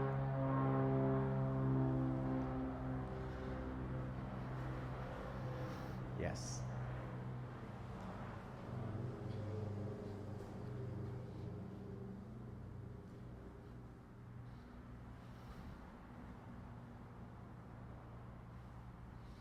Every other part of the organization you just achieved stays exactly the same.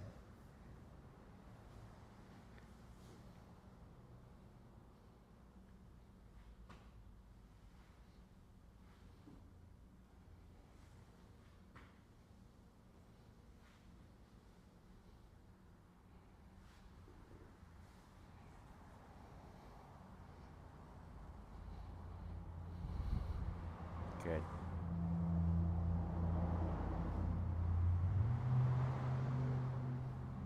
Good. Okay? Here.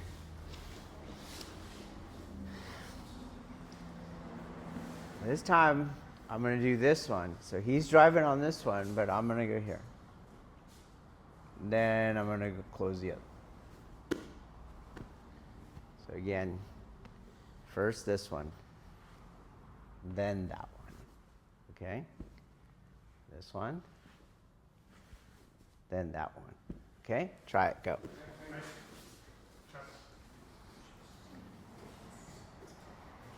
Don't lose all the organization you had.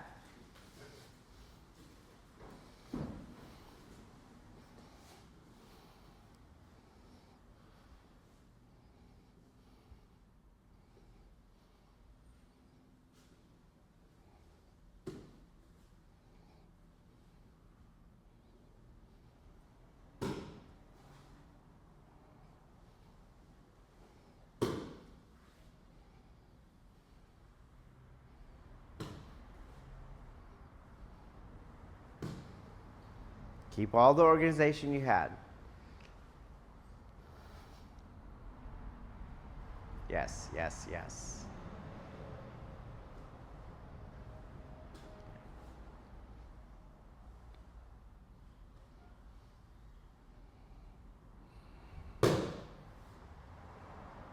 Yep.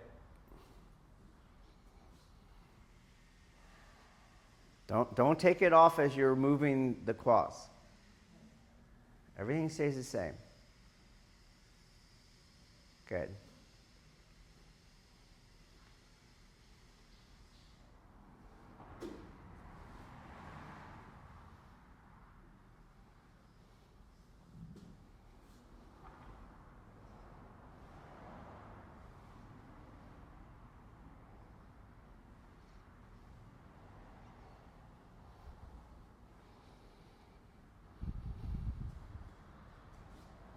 Yes.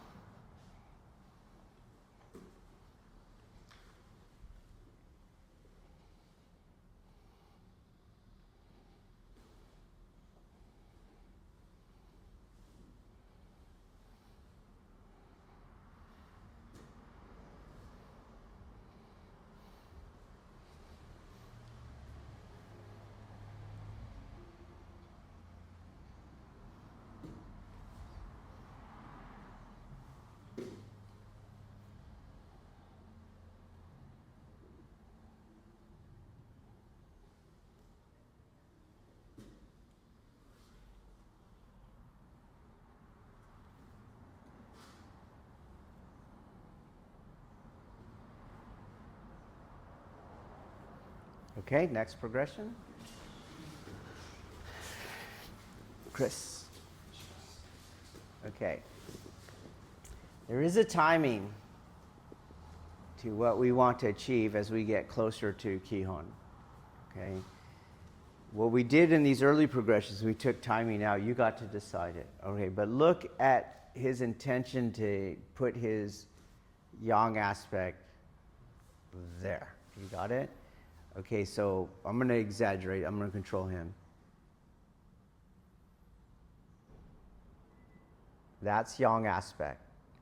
So I already start to move with it. Do you see how I did that? Right. So he's coming in. It's not that he's shoving me, which would require me to first contest. You see, I went forward a little. Okay? I let him move me. Whoa. Okay? He goes. Boom. Boom. Okay? Let's try that. Go.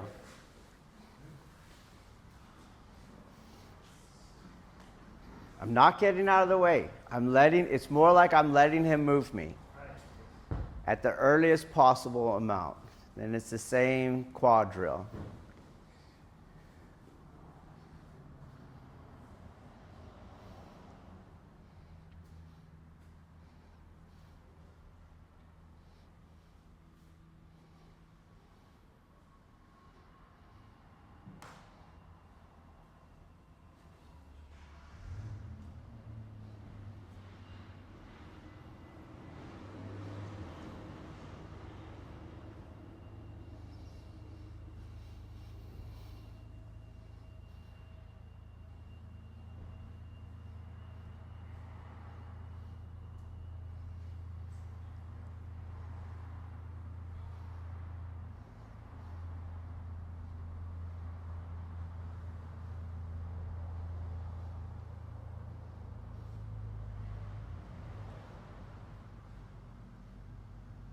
Yes.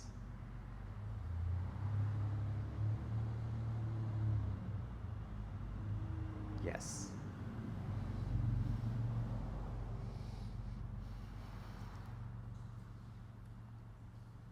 Keep organization.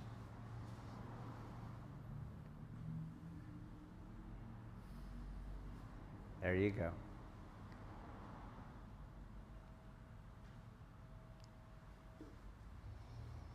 All right, so let me point out a couple things, Chris.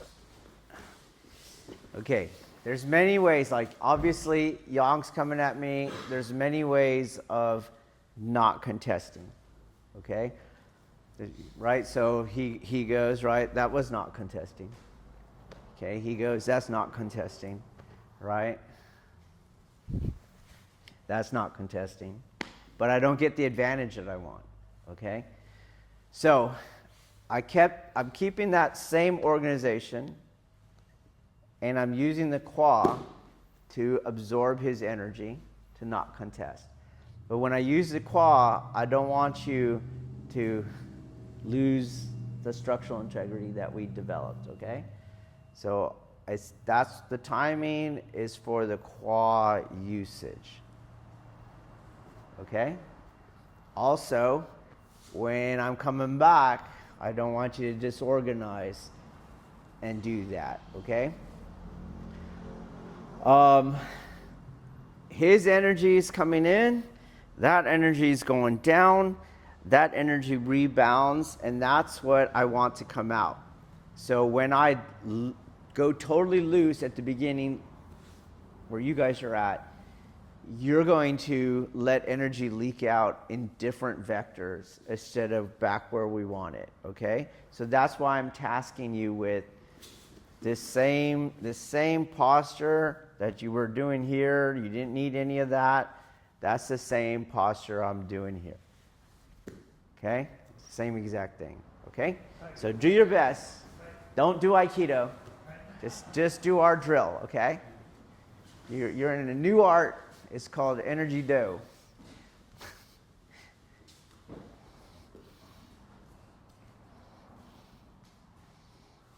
Don't break posture. Just task yourself. All I got to do is time that with my Kwa and bring my Kwa back in. That's it. That's it.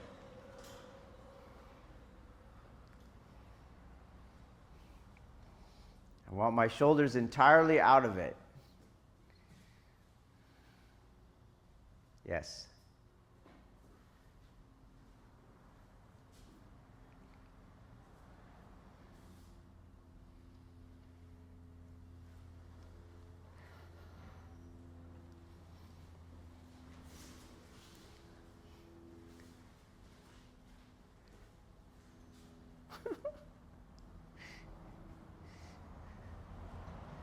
All right.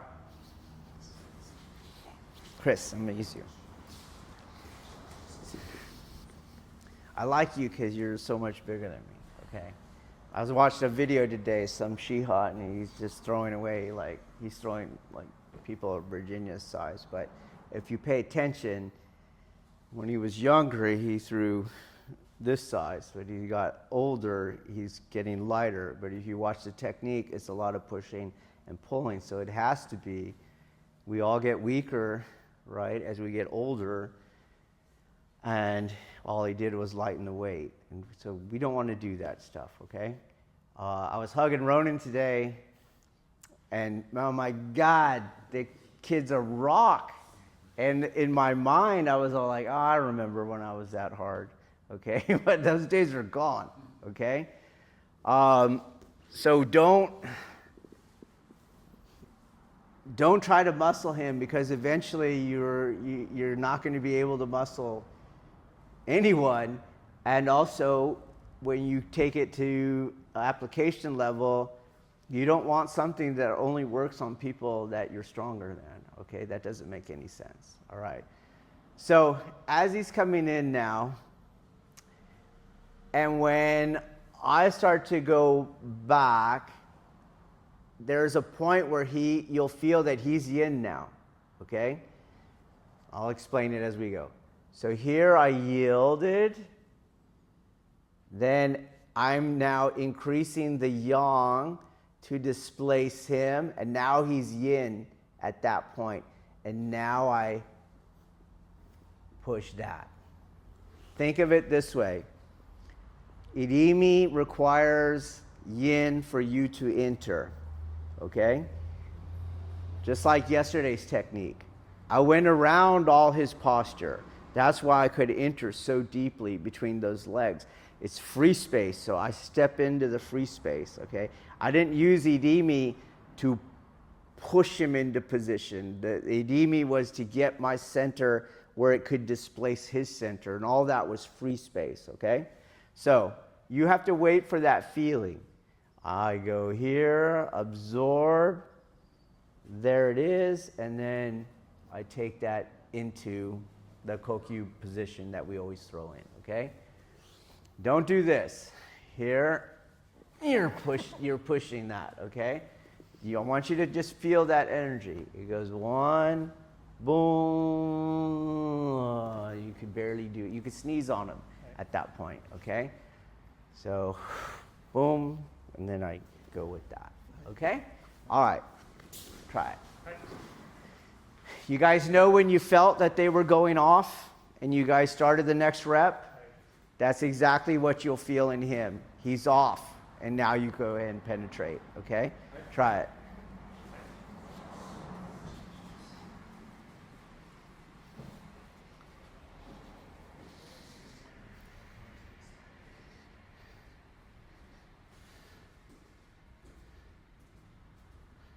Yes.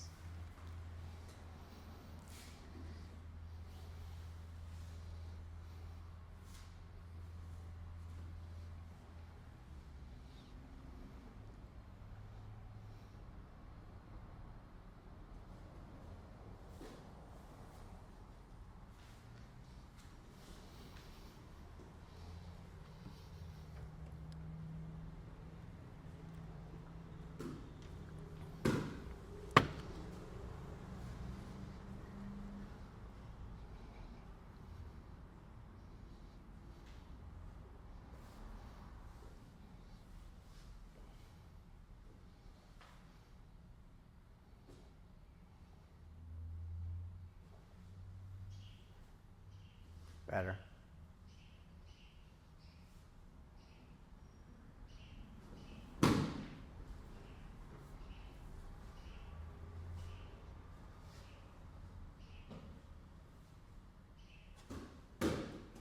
Just a tad late.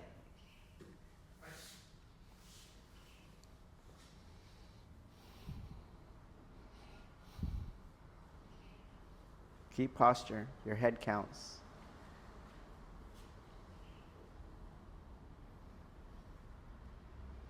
Yes.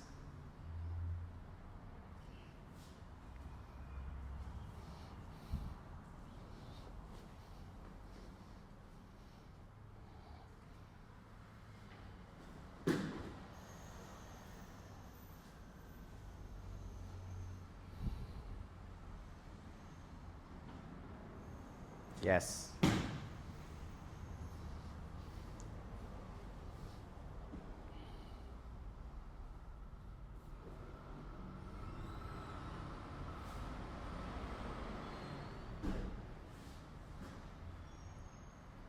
Don't brace on the mat. You can't brace on the mat. You can't contest a mat either. So fold your arm, go past your elbow, right?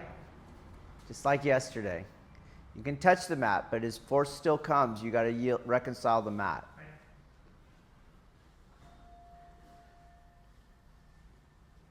Is that a doorbell? All right, now I'm going to ask you to think about it a little bit. So, when I yielded and I came back, there was already yang going through him that I continued to internalize, okay? So he's going, shoo, boom. I'm going to do everything a little quicker now, okay? But I don't change anything. He goes in, same timing, boom.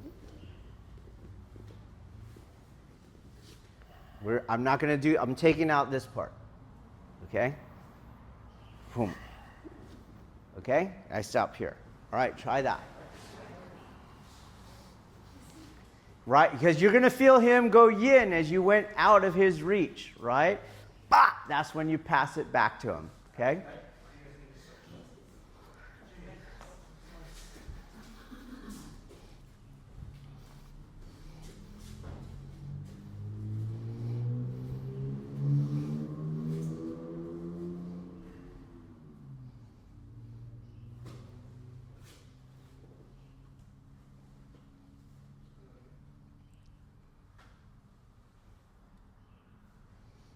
I know it looked percussive, but I'm not flexing. He looks percussive. I just do what I was doing before, but I have a shorter interval between the transitions.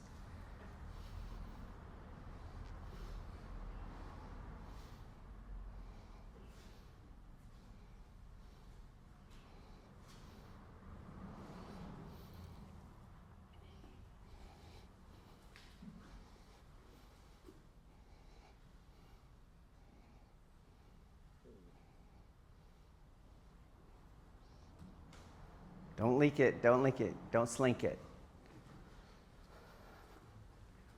Okay, well, we got to fix uke a little. So, uke's job was to do the spinal displacement, but it's not there. Boom, got it? Boom, here's where he hits me. I don't want to go like that. That's you taking the energy off. Okay? It's not a high fall. Boom. Reconcile the mat. Okay? Experience it. Here's why. In order for me to be projectable, I had to keep the same organization that he's using. So now uke is also training in the same organization as opposed to only nage, and then the other 50% of training I do the slinky stuff. Okay? So we're not fighting, we're just weights for the other guy, we're just force for the other guy to work with. Okay? I also say this, spiritually, when you feel that it's a fear response when you try to take the energy off. You're going to feel it. Just release. Boom. Let all that force out of your body as you reconcile the mat. You don't take it out. Let the force out of your body. It'll go by itself as you reconcile the mat. Okay? All right, try it. Yep.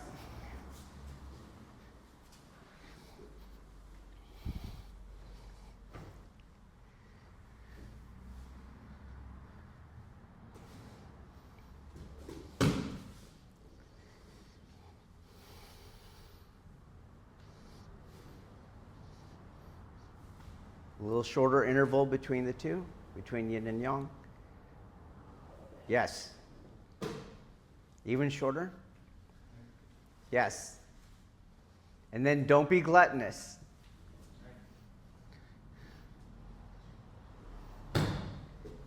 You got a little absorption on that arm, Jimmy. Yes.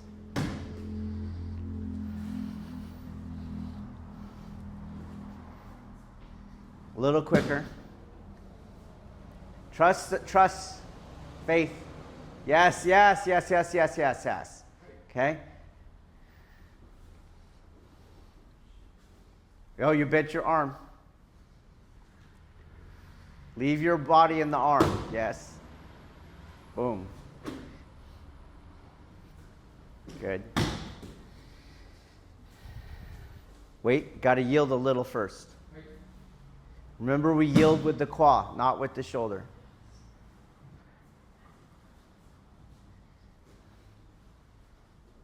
Yep. That's it, Jimmy. That was it.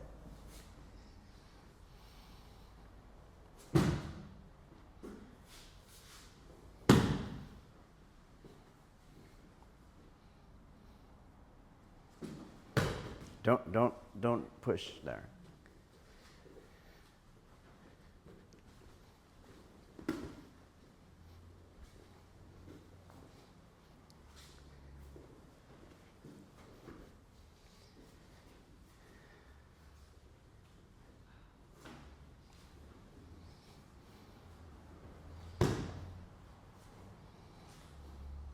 Yield first. The other kwa, then the shoulder kwa. Yes. Okay.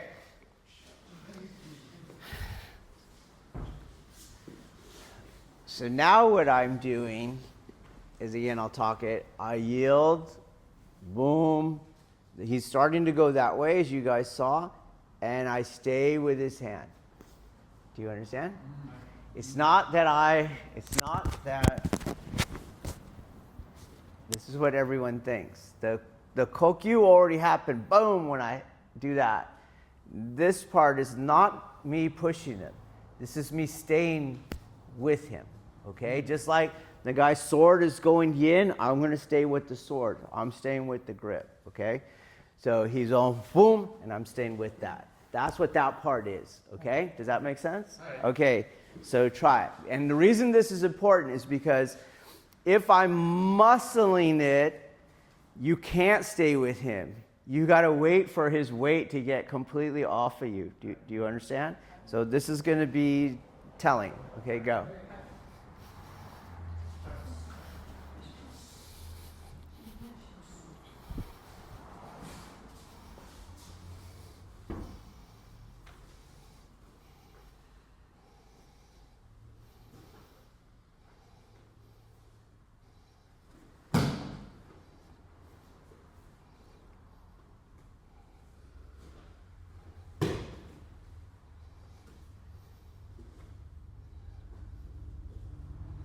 More percussive. Good. Boom. Yes. Qua, no shoulder. Boom.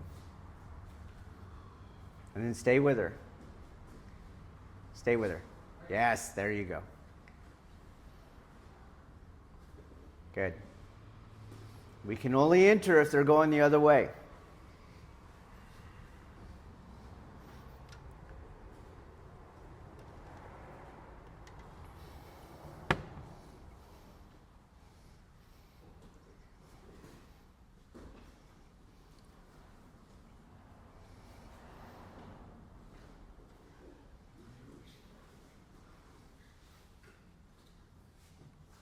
Use your quads only. No English in the upper body.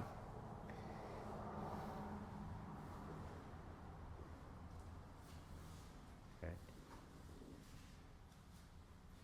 Yes. Part of the new, which you guys get back with people, and you might be experiencing this now, you're like, I'm not doing anything. Yes, that's how it's supposed to feel. It's two fingers of pressure, okay? All right, but this is also one of those things that is difficult to see on our videos. So you got to really pay attention, because if you just looked at it, it would look like what everyone else is doing. You would have to pay attention that he already is going backwards by the time I do that. Do you get it? The projection happened somewhere over here. It's not a push over here, okay? All right. We'll go back to static. Let's understand what you've already been doing. Horizontal force was coming in, and you vectored that force down. Okay? So you changed the direction of his force. Otherwise, it would have displaced me. Okay? I don't have a base back here. And I was pretty relaxed, and I didn't use these support fulcrums to keep me up. Okay? So somehow you vectored that force down. Somehow you changed the direction of the energy. Okay, so I'm going to have them keep it like not a lot, just enough for you, okay? And what I'm going to do now, instead of vectoring it down, I'm going to make it go up ever so slightly. I only need about 1/4 inch to 1/2 inch. You feel your hand rising? All right. Okay. Then I do that same yield, and now I'm going to make that energy go down. Feel your hand drop, Right. okay?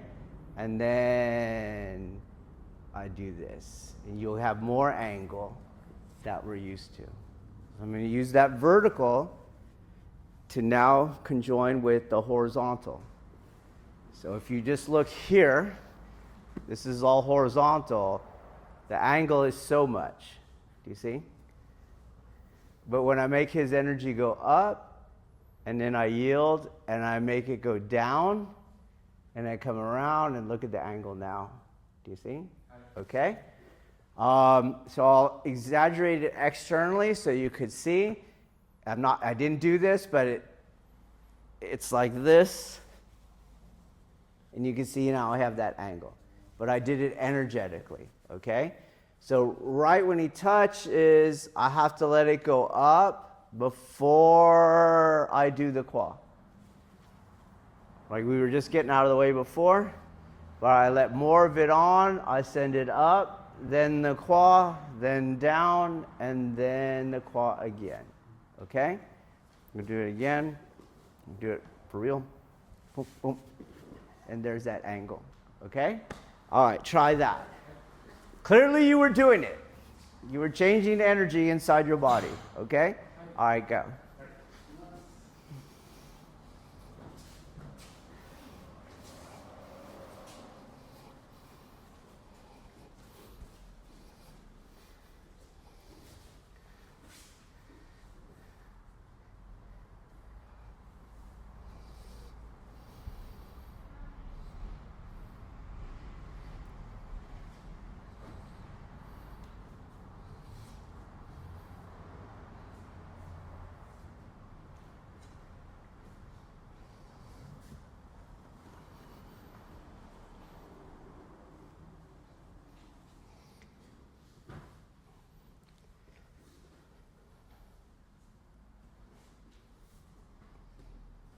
And the more we do it with our body, the less we're doing it with the energy inside us. Kwa, kwa, kwa, kwa, kwa. Very good on the sinking. I didn't catch the rising, but the sinking was good.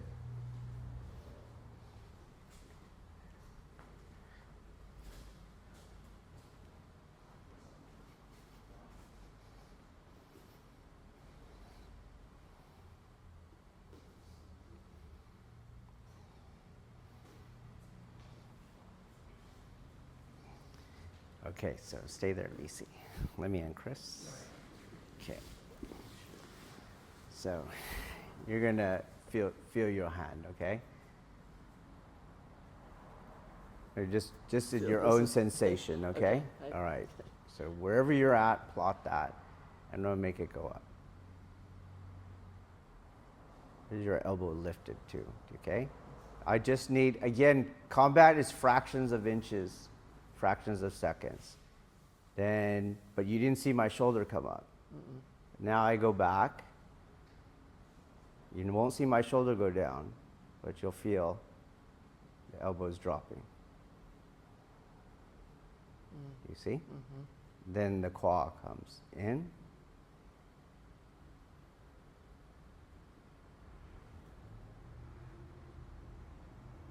And I follow it. Okay? Very, very small. It just needs to do, just like he wanted to be here in space, I want him to also not be there and not at that. So I changed the two planes.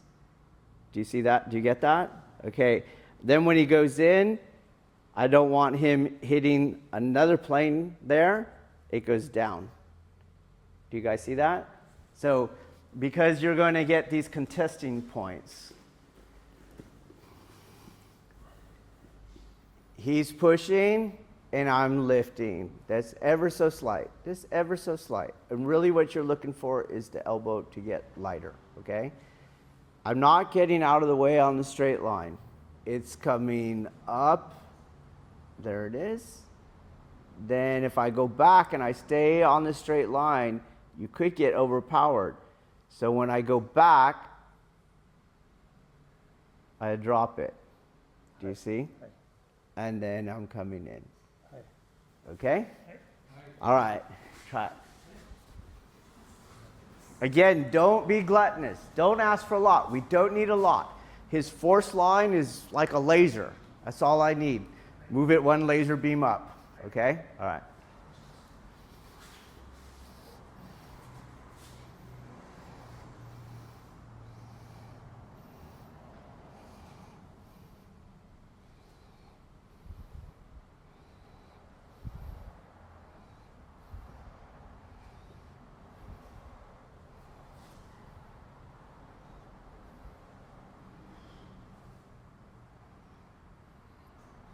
Once you get it, start shortening the interval.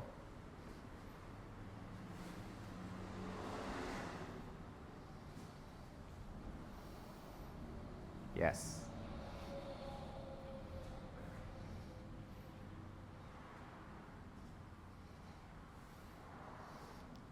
You're working your way towards shorter intervals, keeping the same mechanics.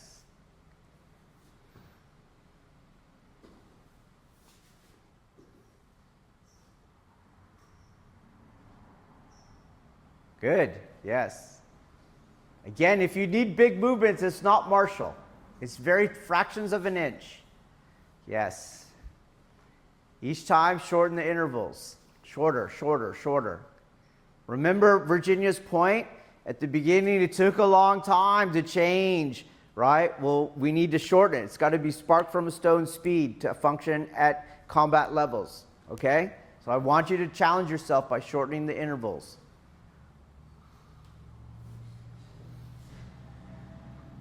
Don't slink your spine. Yes.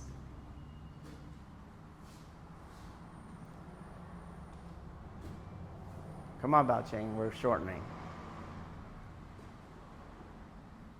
Let's go shorter and shorter. Yes, that's it. I want it shorter. Don't cave your chest. Yes. Try to get a little more up. No, let Lisi go again. A little more up. Up. And then try to take out that shoulder raising. Keep your spine organized. Travis?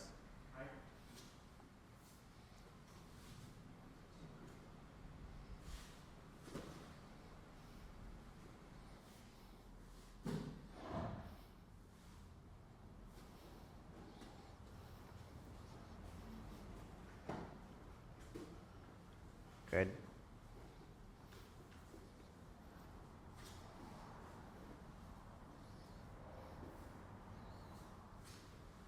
Speed up the intervals.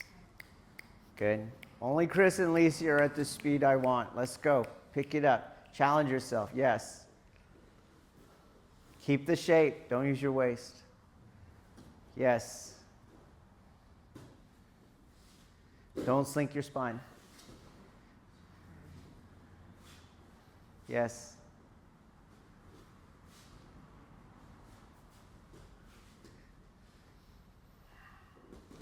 All right, next. So what I've been letting you do is come into the shoulder. We never go into the shoulder. I mean, you might want to, okay? But our Kihon don't expect you to be in the shoulder. They expect you to be in the center of gravity, okay? So likewise, as I can make his energy go up without me moving, and I can make his energy go down without me moving, do you see? I don't have to aim straight back down his force line. You got that? Right. And into his shoulder. So when I'm coming down here, this aims into his center. Okay?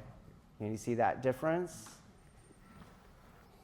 Let me have you all feel it. Yeah, one at a time's fine. Okay. So it goes down, and I don't want to go back up that shoulder line. Mm-hmm. I want to go into this.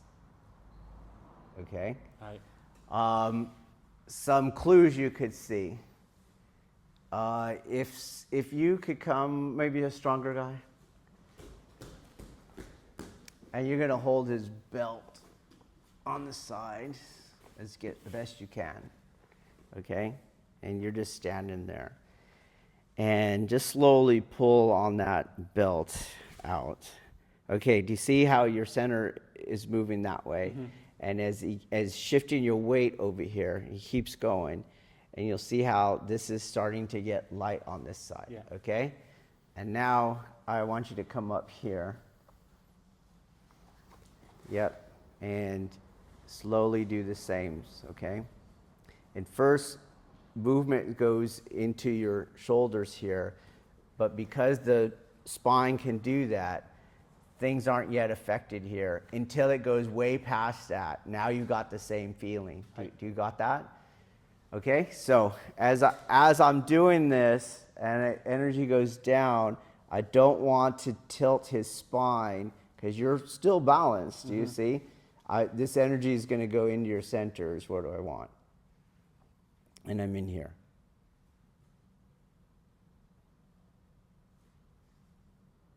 Yeah. Okay?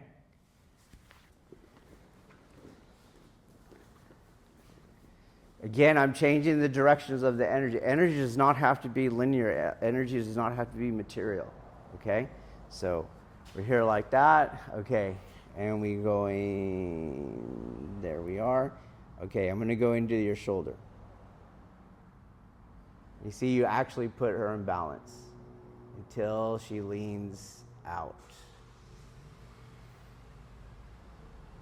So when I'm coming back, I go underneath all that, and I'm affecting this, okay? Got that? Okay? Again, you felt the energy going down to some degree because you were able to replicate it. Well, you just made it go up. You made it go down again. There's no need for it to go straight back out, okay? So we're here. And again, this is the shoulder. You see, I'm affecting his shoulder, but his base is not affected at all. Okay? So I'm going to drop this.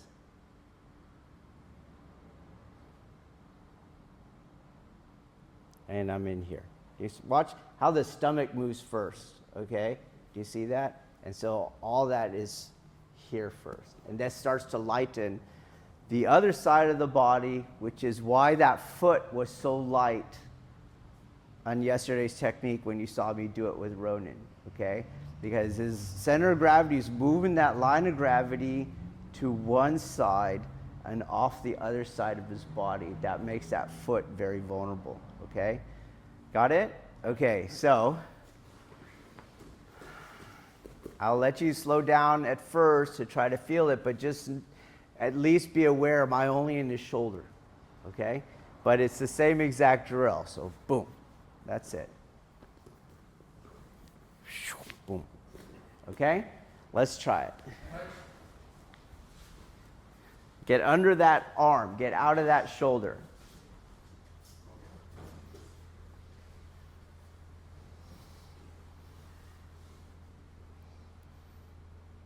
Good. Don't slink your spine, Uke. Take the energy. And then don't brace on the mat. Get off your elbow. And I need you to just pick it up. Yeah, underneath it. There you go. Good.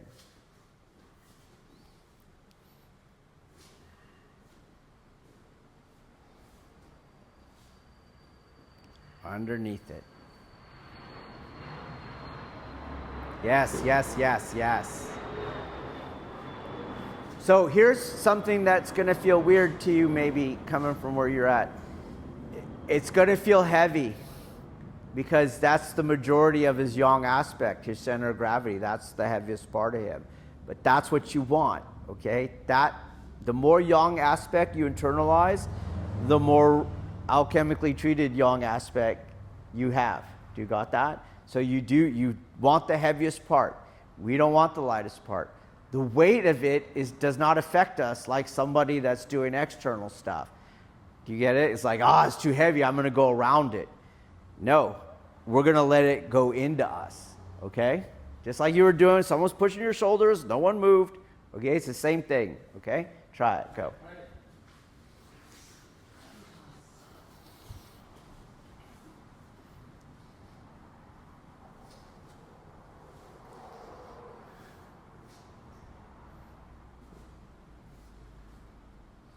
Good. Again, you'll see that usually the uke will change your stomach.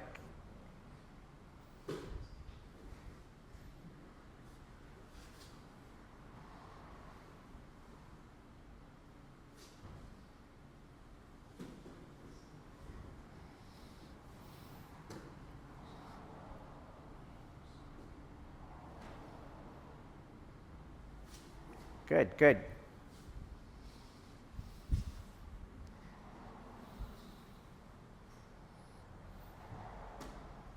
Good. Don't overturn your waist. We only get what the qua gives us.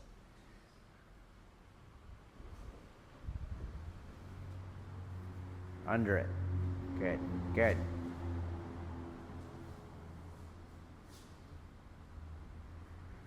Good.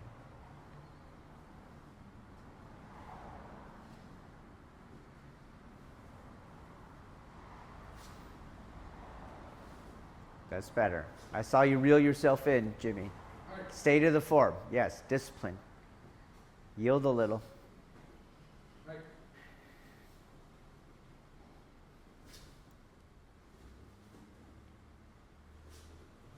Good.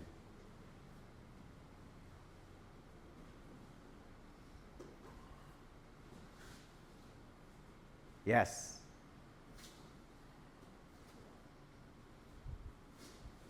Under, under, under, under.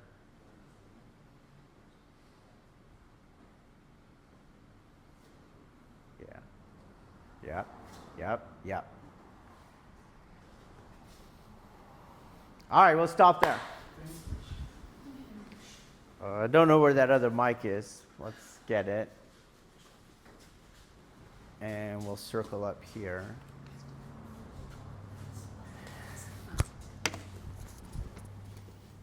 Okay. Observations, questions, sensations. Well, let me say this. The reason you saw the uke's stomach go first, right? Like if they're here and you saw their stomach go like that. Do you guys see that? Right. It's because they're yin yielding. So what I mean by that is they're trying to keep their balance because that's being affected, as opposed to let that be affected. Do you see what I mean? But it helped make the point because it was gross. So what you'll see on like Ronan, for example, when I do it on him, is you will totally see that weighting on one leg as if this got pushed out like that, okay? Which is what I was describing. We're trying to lighten one leg, okay? To make someone go topsy-turvy, so head and feet change position, you need them to go on one leg. They can't be on two legs, okay? Unless you're doing like a external throw like Kushinaga or something like that, okay? All right, observations. What do you got? Someone make one. We do this to recruits. Everyone makes an observation. Okay. So my observation was that almost all the times, if it didn't work, it was because I wasn't engaging the qua. Yeah. Yeah, you go into the waist and shoulders. Yeah.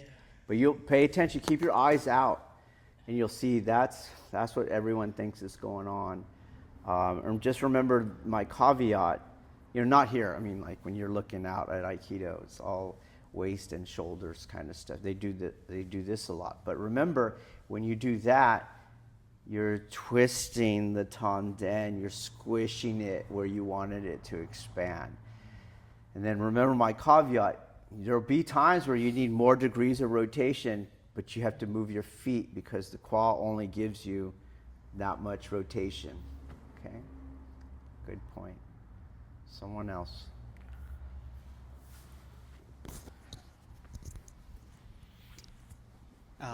As uke, when you know what you're looking for, you can help Nage get back into the ballpark of what they should be looking for.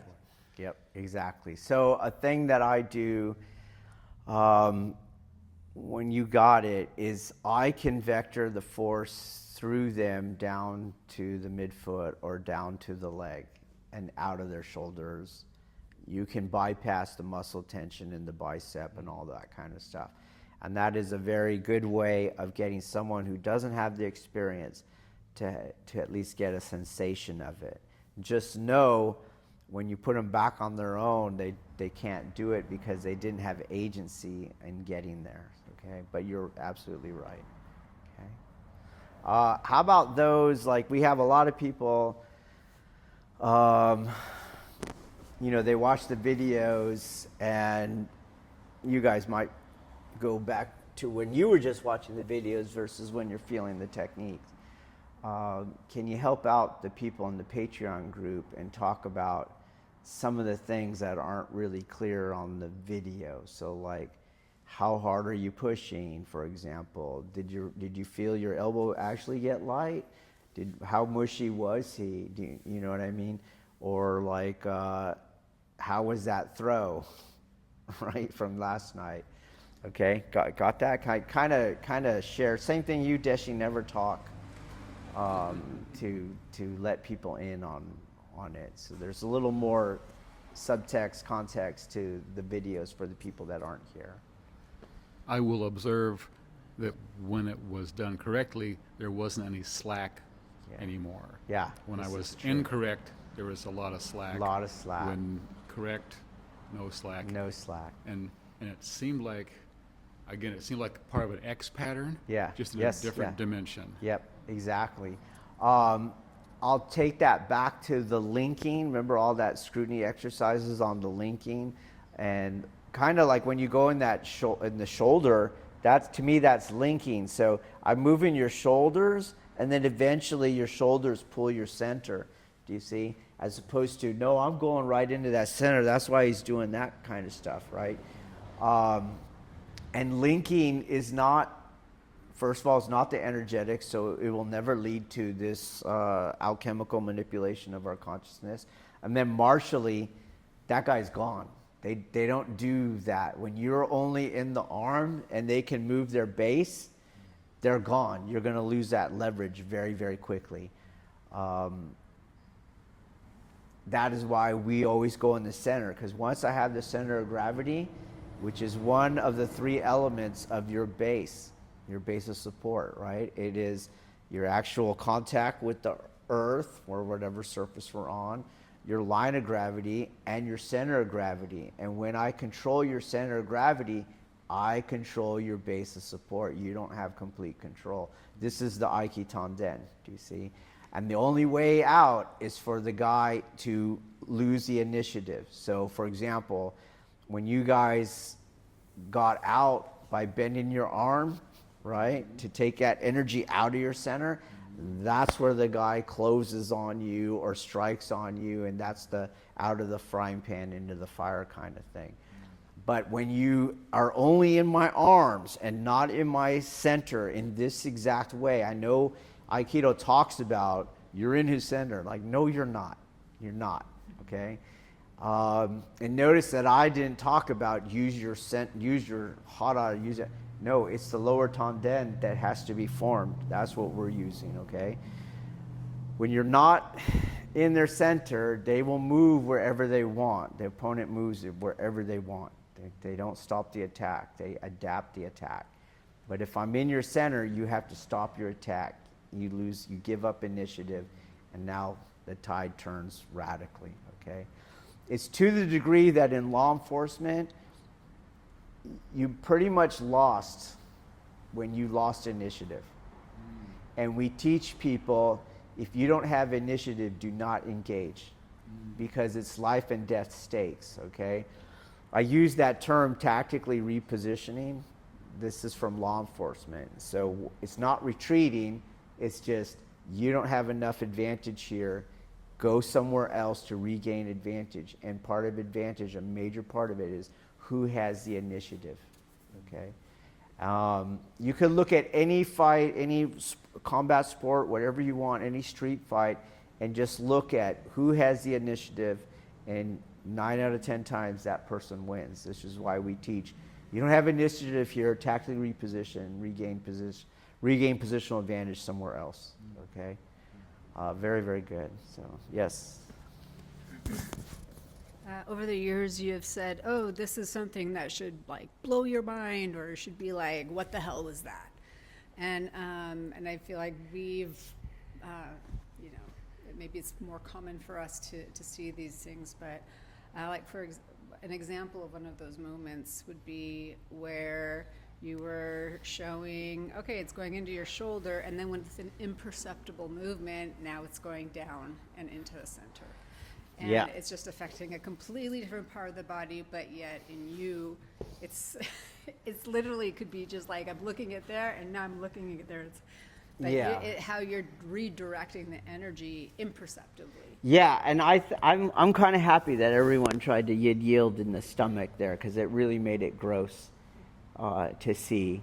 But like you said, I'm not moving. I'm just revectoring this immaterial thing, this force. Okay, I don't need to move to do that. Okay, I would say this though. As I said, that pachinko game, right? It's just all the movements inside me. Do you understand? So I don't want you to start thinking of it as like something magical or anything. There's just an internal coordination of all those things I mentioned yesterday. So all your tissues, your vacuums, your fluids, everything like that. I think that is moving, okay? And I think that is manipulating the vectoring of how that force is coming out, okay? Anything else? Can you comment a little on the mushiness? So, because you felt that, they feel it all the time. So make sure they understand, like, they just see that video and they're like, Dave paid her. Just that it felt full, yet, but like there was you were malleable to the feeling I was picking up, but there was also like an expansion quality. Yeah, like if you stop squeezing, it just came back out, Yeah. but you could squeeze it in as far as you wanted. I could see that. Okay. I just think that fullness is going to make people do that. And it wasn't that though, right? No, it's not that, okay? Let's see. All right, any last questions? Okay, so this is Kokyu. And when I absorbed it and sent it out at a value higher than his yang value, while internalizing his yang aspect, that's a Kokyu projection. That's what you saw him go boom, and he bounced off of that, okay? Kokyu is inside that, obviously. That's why we did that whole first series to get here. I'm now using that Kokyu, okay? What I have found over the years, is that, again, I didn't study the Chinese arts. We know because the Silk Road went from Europe all the way through China and then all the way through Korea and Japan. We know that the Chinese arts are the source for what is the Japanese arts, okay? And there's a lot of no.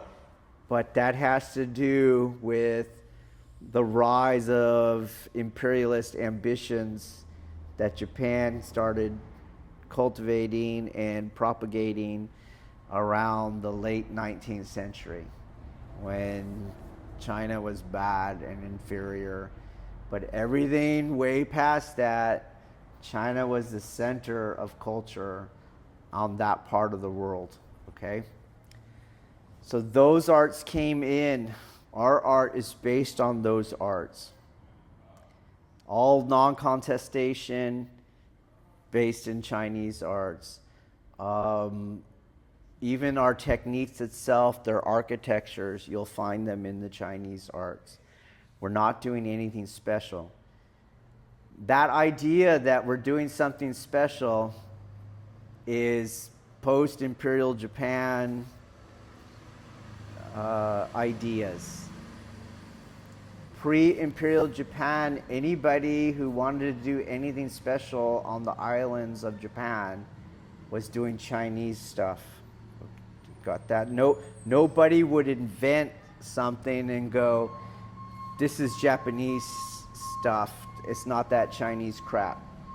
That would never fly. So There was a time when I was a boy, right, and there was an expression called like, that's Mickey Mouse, okay? And what my parents meant by that is like, that's not good quality. And good quality was American made, right? So you still see that, like people want good stuff, you'll hear them go, oh, I'll get it from America, right? It still holds some of that. But that was pretty strong when I was a youth, okay? Same way, nobody back then would have said, like some of the Mickey Mouse stuff would be like the Datsuns when they first came out. No one was trusting them. Everyone was still Detroit made, American made, right? And those early Datsuns, those were very, very small, and they had a lot of more plastic in it and things like that, and people would go, that's Mickey Mouse stuff, okay? You weren't going to make an American car out of plastic until after the Japanese cars proved they were reliable. Then you saw Detroit started adopting some of their materials, okay? Likewise, nobody in Japan is going to try to do their own thing. They're going to do the Chinese thing to get the value. This is Chinese derivative, okay? That's just how culture works. So later in my own research, I realized that the Chinese arts obviously have this stuff, and they have names for them. I don't adopt them because I think all the names complicate it more. I do that in everything, okay? It's too complicated. We're going to fetishize the discourse and not the feeling that we want. So they have a word for when you brought in and got what we called Kokyu going. They have a different word for when that projects out, okay? And they'll have a different word for when it sticks, but they have the same exact skills. They just have multiple names for it, okay? We have two, Kokyu and Aiki. Kokyu is that feeling. When you use it at a higher yang value to what's coming in, it will project. I call that Kokyu projection. When we use it at an equal value, you will stick. That's what I call Aiki. That is Aiki, and it has an adhering aspect to it. Just people get stuck to you, okay? This was an intro into it. What you want to do is you continue to cultivate this, is introduce less external movement, less sympathetic tension, okay? You keep doing it more and more, and that's a never-ending goal because it's a perishable skill. Depending on your day, depending on how committed you are, how many other of the bedrock practices you're using, it goes like this, okay?